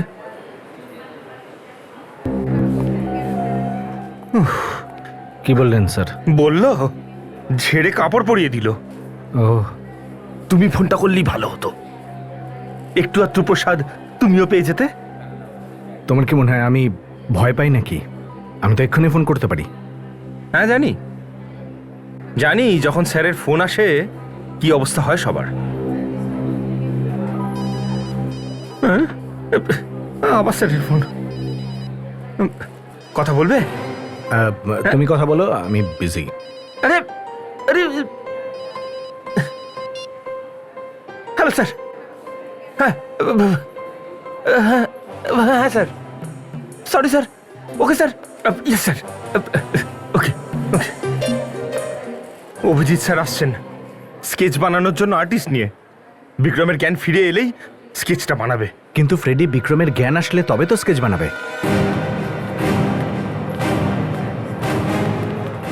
আরে স্যার, আপনি এসে গেছেন? কেন আসা উচিত হয়নি? কিছু বললো? না স্যার, ডাক্তারবাবু এখনো ভেতরে যাওয়ার পারমিশনই দেয়নি। আপনারা পেশেন্টের সঙ্গে দেখা করতে পারেন, কিন্তু অল্প সময়ের জন্য। Thank you. Excuse me. আপনি একটু এখানেই দাঁড়ান, আমরা আপনাকে ডাকবো। ওকে।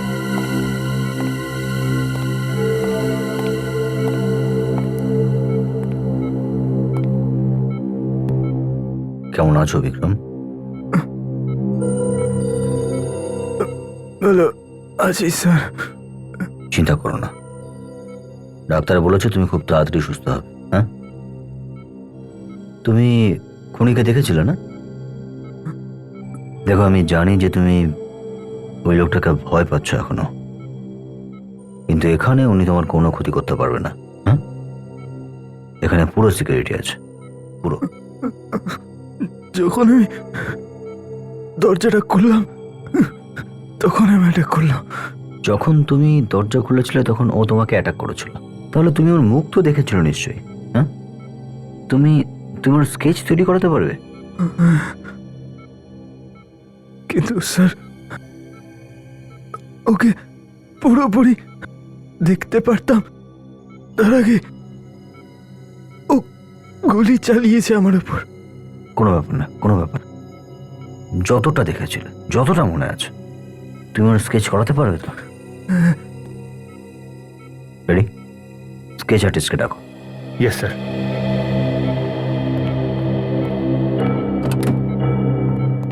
শুনুন, হ্যাঁ, আসুন, চলুন।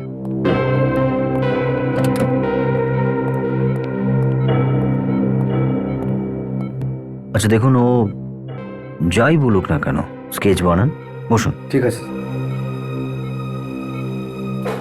বিক্রম, ওনাকে বলো। এবার ভালো করে ভেবে বলুন, ওই লোকটাকে দেখতে কেমন ছিল? তার চোখগুলো? ওর চোখটা ছিল কালো আর ভয়ঙ্কর। হ্যাঁ স্যার।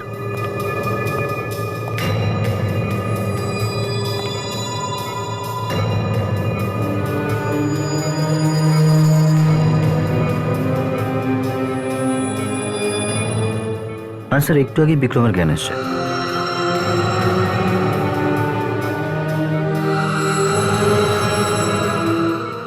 হ্যাঁ, স্কেচ আর্টিস্টও আছে। হ্যাঁ স্যার।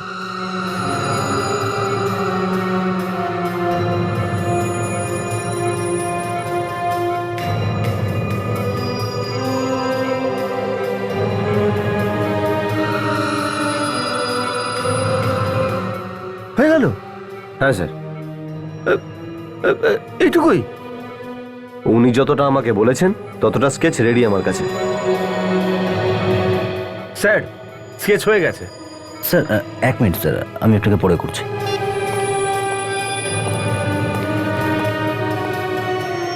অর্ধেক মুখ? সেটাই তো আমিও বললাম স্যার, ছবিটা মাত্র অর্ধেক হলো। এবার খুনিকে ধরি কি করে? এই অর্ধেক মুখ তো ও যেমন বলেছে আপনি তৈরি করেছেন, বাকি অর্ধেক চেহারা আপনি নিজের মতো করে আঁকতে পারবেন তো? হ্যাঁ স্যার, আমি চেষ্টা করতে পারি। Very good, very good.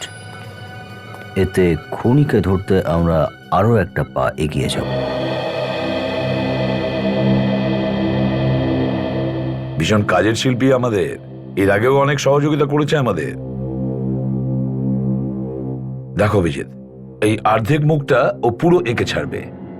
আর স্যার, হাসপাতালে কাজ করে একটু সমস্যা, তাই এখানে নিয়ে চলে এসছে। খুব ভালো করেছো।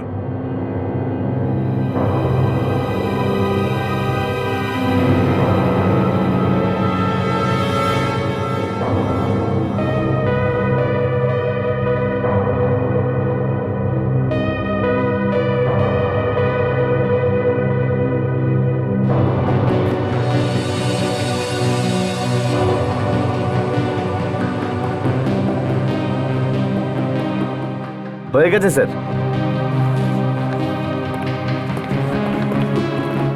এই দেখুন স্যার।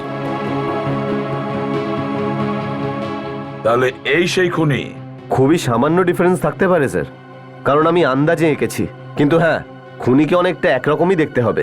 কোনো ব্যাপার না, আমরা এটা দিয়েই কাজ করে নেব। এটা সহজেই আমরা ওকে ঠিক গ্রেফতার করব। বিবেক, এই ছবিটাকে আমাদের কম্পিউটারে লোড করে দেখো কোনো পুরনো রেকর্ডে পাও কিনা, তাড়াতাড়ি।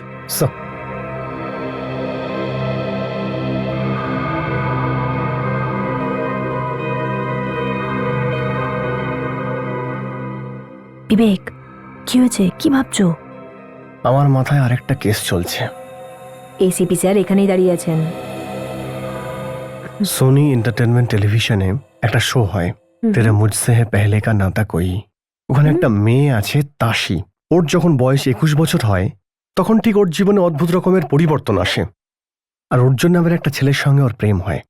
বিবেক, প্রেম প্রত্যেকটা মানুষের জীবনে পরিবর্তন নিয়ে আসে। আমার জীবনেও এনেছে। এটা সেরকম নয়। আই মিন, এখন এটাই দেখার যে এই ভালোবাসাকে ওর জীবনে অনেক আনন্দ এনে দেবে, নাকি তাশি কোনো ষড়যন্ত্রের শিকার হবে। ষড়যন্ত্র?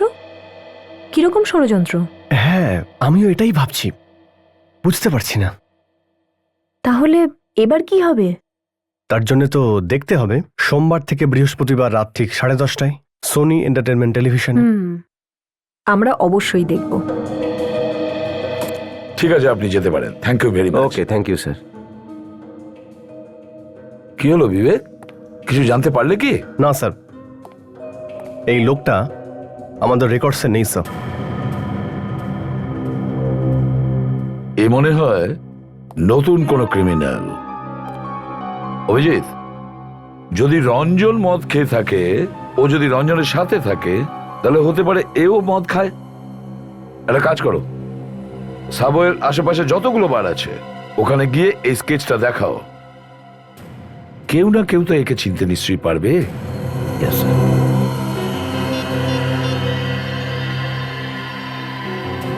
হ্যাঁ দয়া, খুনের স্কেচ তৈরি হয়ে গেছে। আমরা সবাই বিয়ার বারগুলোতে খুঁজতে যাচ্ছি ওকে। তুমি তোমার কাজ শেষ করে ওখানে চলে এসো।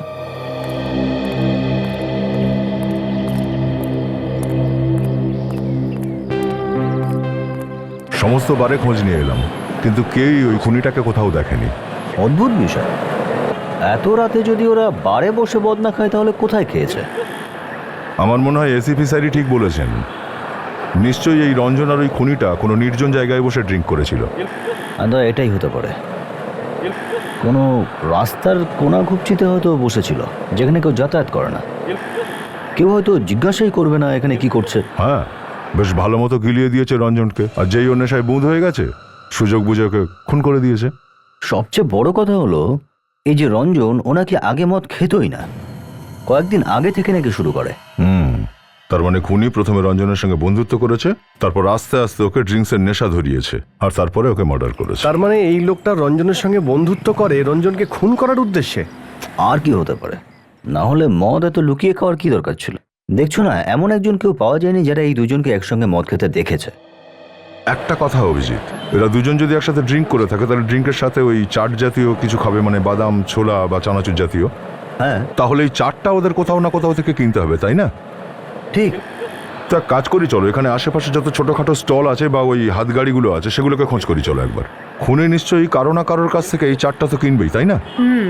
ঠিক বলছো তো।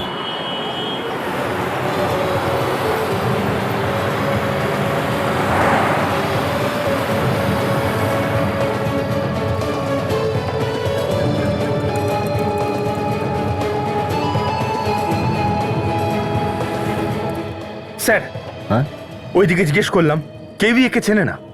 স্যার, ওদিকেও সকলকে জিজ্ঞেস করলাম, কেউ কিচ্ছু জানে না। এদিকেও কেউ জানে না? স্যার, হতে পারে দয়া স্যার, নাতাশা আর বিবেক কিছু জানতে পারলো। না, দয়ার সাথে কথা বললাম, ও এখন এমন কিছু পায়নি। দয়া আশেপাশের লোকেদের জিজ্ঞেস করছে। আচ্ছা, ওখানে যে দোকানগুলো আছে ওখানে গিয়ে জিজ্ঞেস করি। একটু শুনবেন? হ্যাঁ দাদা, বলুন। আমরা সিআইডি থেকে এসেছি, যা জিজ্ঞেস করছি উত্তর দাও। এই লোকটাকে কখনো আগে দেখেছেন? হ্যাঁ, এ তো পরশুই এসেছিল। তার মানে ও প্রায়ই এখানে আসা যাওয়া করে? হ্যাঁ, প্রায়ই আসে, চাট প্যাক করায় আর চলে যায়। কটা নাগাদ এসেছিল? 11:30 বা 12টায় এসেছিল। একটা কাজ করুন, যদিও আবার আসে তাহলে আমাদের ইশারা করে দেবেন, আমরা ওদিকটা লুকিয়ে আছি।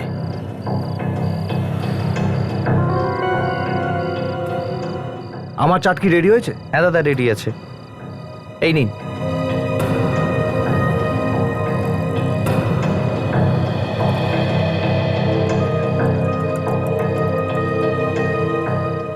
কোন দিকে যাচ্ছে? চলো দেখি।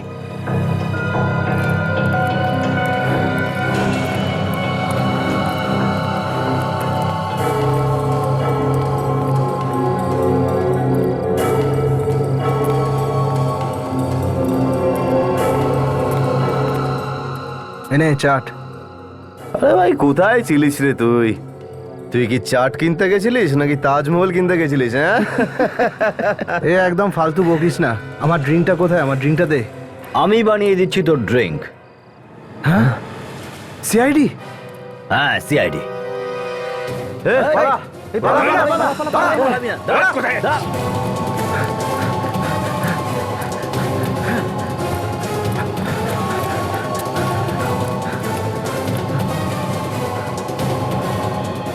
আরে আরে, কোথায় গেল? এখানেই তো ছিল। সচিন,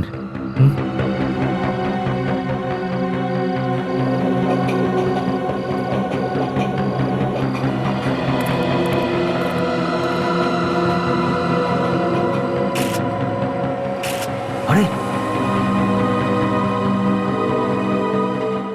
এ মারা গেছে। মারা গেছে? স্যার, এত তাড়াতাড়ি ওকে মেরে কে পালাতে পারে?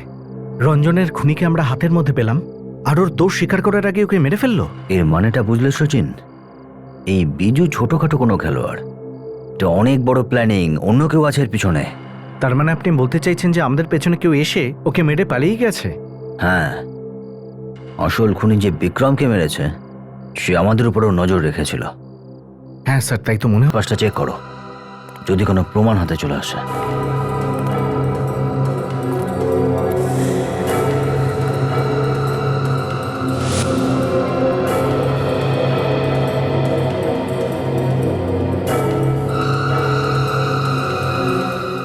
Sachin, sir sir inhaler? Sir এগুলো তো অ্যাজমার পেশেন্টরা ইউজ করে। এক্ষুনি অ্যাজমার পেশেন্ট নয় তো? হ্যাঁ, আর হয়তো আমি তাকে চিনতেও পারছি। আর এই মুহূর্তে সে এই পাম্পটাই খুঁজছে।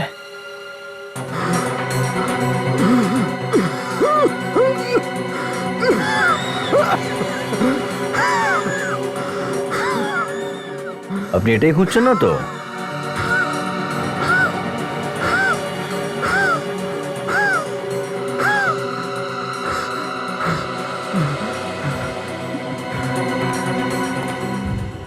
আপনি আপনারা? হ্যাঁ, আমাদের এভাবেই আসার অভ্যেস। আর এই পাম্প আমরা বিজুর লাশের পাশে পেয়েছি। এর আগের গল্পটা আপনি আমাদের বলবেন। বিজু? কোন কোন বিজু? আমি কোনো বিজুকে চিনি না। আরে, আপনি বিজুকে চেনেন না? না। সচিন, দেখো তো ওনার মনে কেন পড়ছে না? মনে নেই? হ্যাঁ,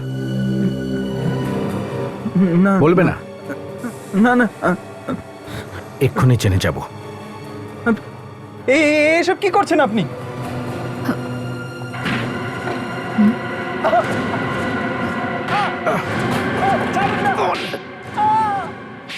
করণ, দরজাটা খোলো। করণ, তুমি কি ভেতরে আছো?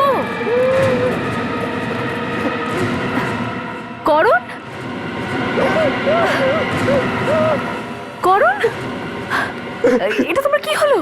কে কিছু করেছে না, এসব? হঠাৎই কি জানি কি হয়েছে ওনার, নিজেকে নিজে থাপ্পড় মারছিল। আর খুবই দুঃখ হচ্ছে ওনার। হ্যাঁ, জিজ্ঞেস করুন। কিন্তু ও করেছেটা কি?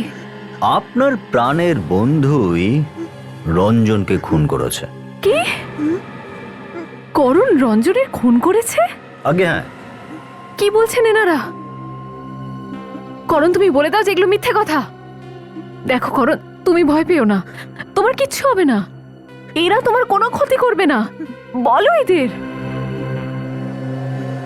কিন্তু স্যার, এটা কি করে হতে পারে? লোভ খুবই বাজে জিনিস।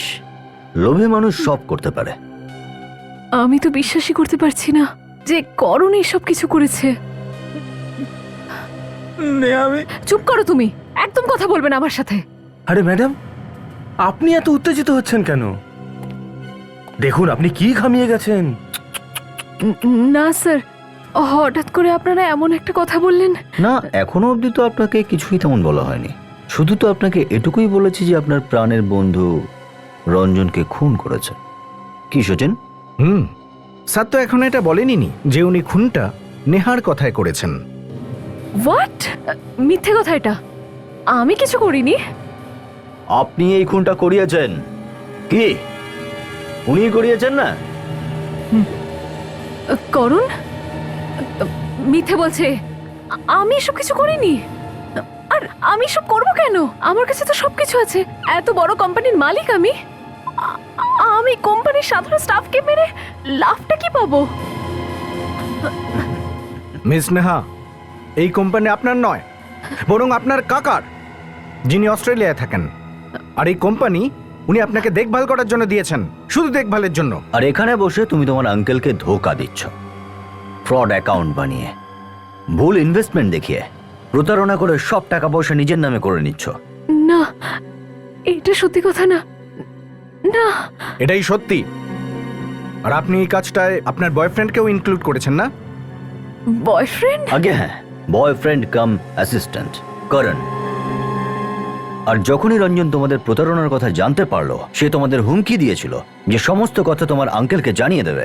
আর তোমরা দুজন মিলে ওকে চিরকালের জন্য চুপ করিয়ে দিলে। হ্যাঁ না, এটা সত্যি নয়। এটাই সত্যি, এটাই সত্যি।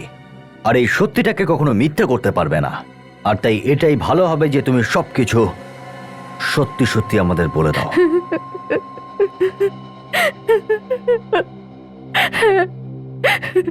এই সব কিছু আমারই প্ল্যান ছিল। যখন রঞ্জন আমাকে হুমকি দিয়েছিল, আমি করণকে বলেছিলাম ওর সাথে বন্ধুত্ব করতে, আর সুযোগ পেতেই আমরা ওকে আমাদের রাস্তা থেকে সরিয়ে দিই। বিজ্জুকে আমিই টাকা দিয়েছিলাম, বিজ্জুকে রঞ্জনের সঙ্গে আমিই দেখা করিয়েছিলাম। একদিন বিজ্জু রঞ্জনকে অনেক মদ খাইয়ে সাবওয়েতে নিয়ে গিয়ে খুন করে দেয়। স্যার, আমরা অনেক বড় ভুল করে ফেলেছি, প্লিজ স্যার আমাদের ক্ষমা করে দিন। প্লিজ স্যার, আমাকে ক্ষমা করে দিন স্যার। ক্ষমা চাইলে কারো প্রাণ ফেরত আসে না। খুনের শাস্তি জানেন আপনারা? ফাঁসি, না হলে যাবজ্জীবন কারাদণ্ড।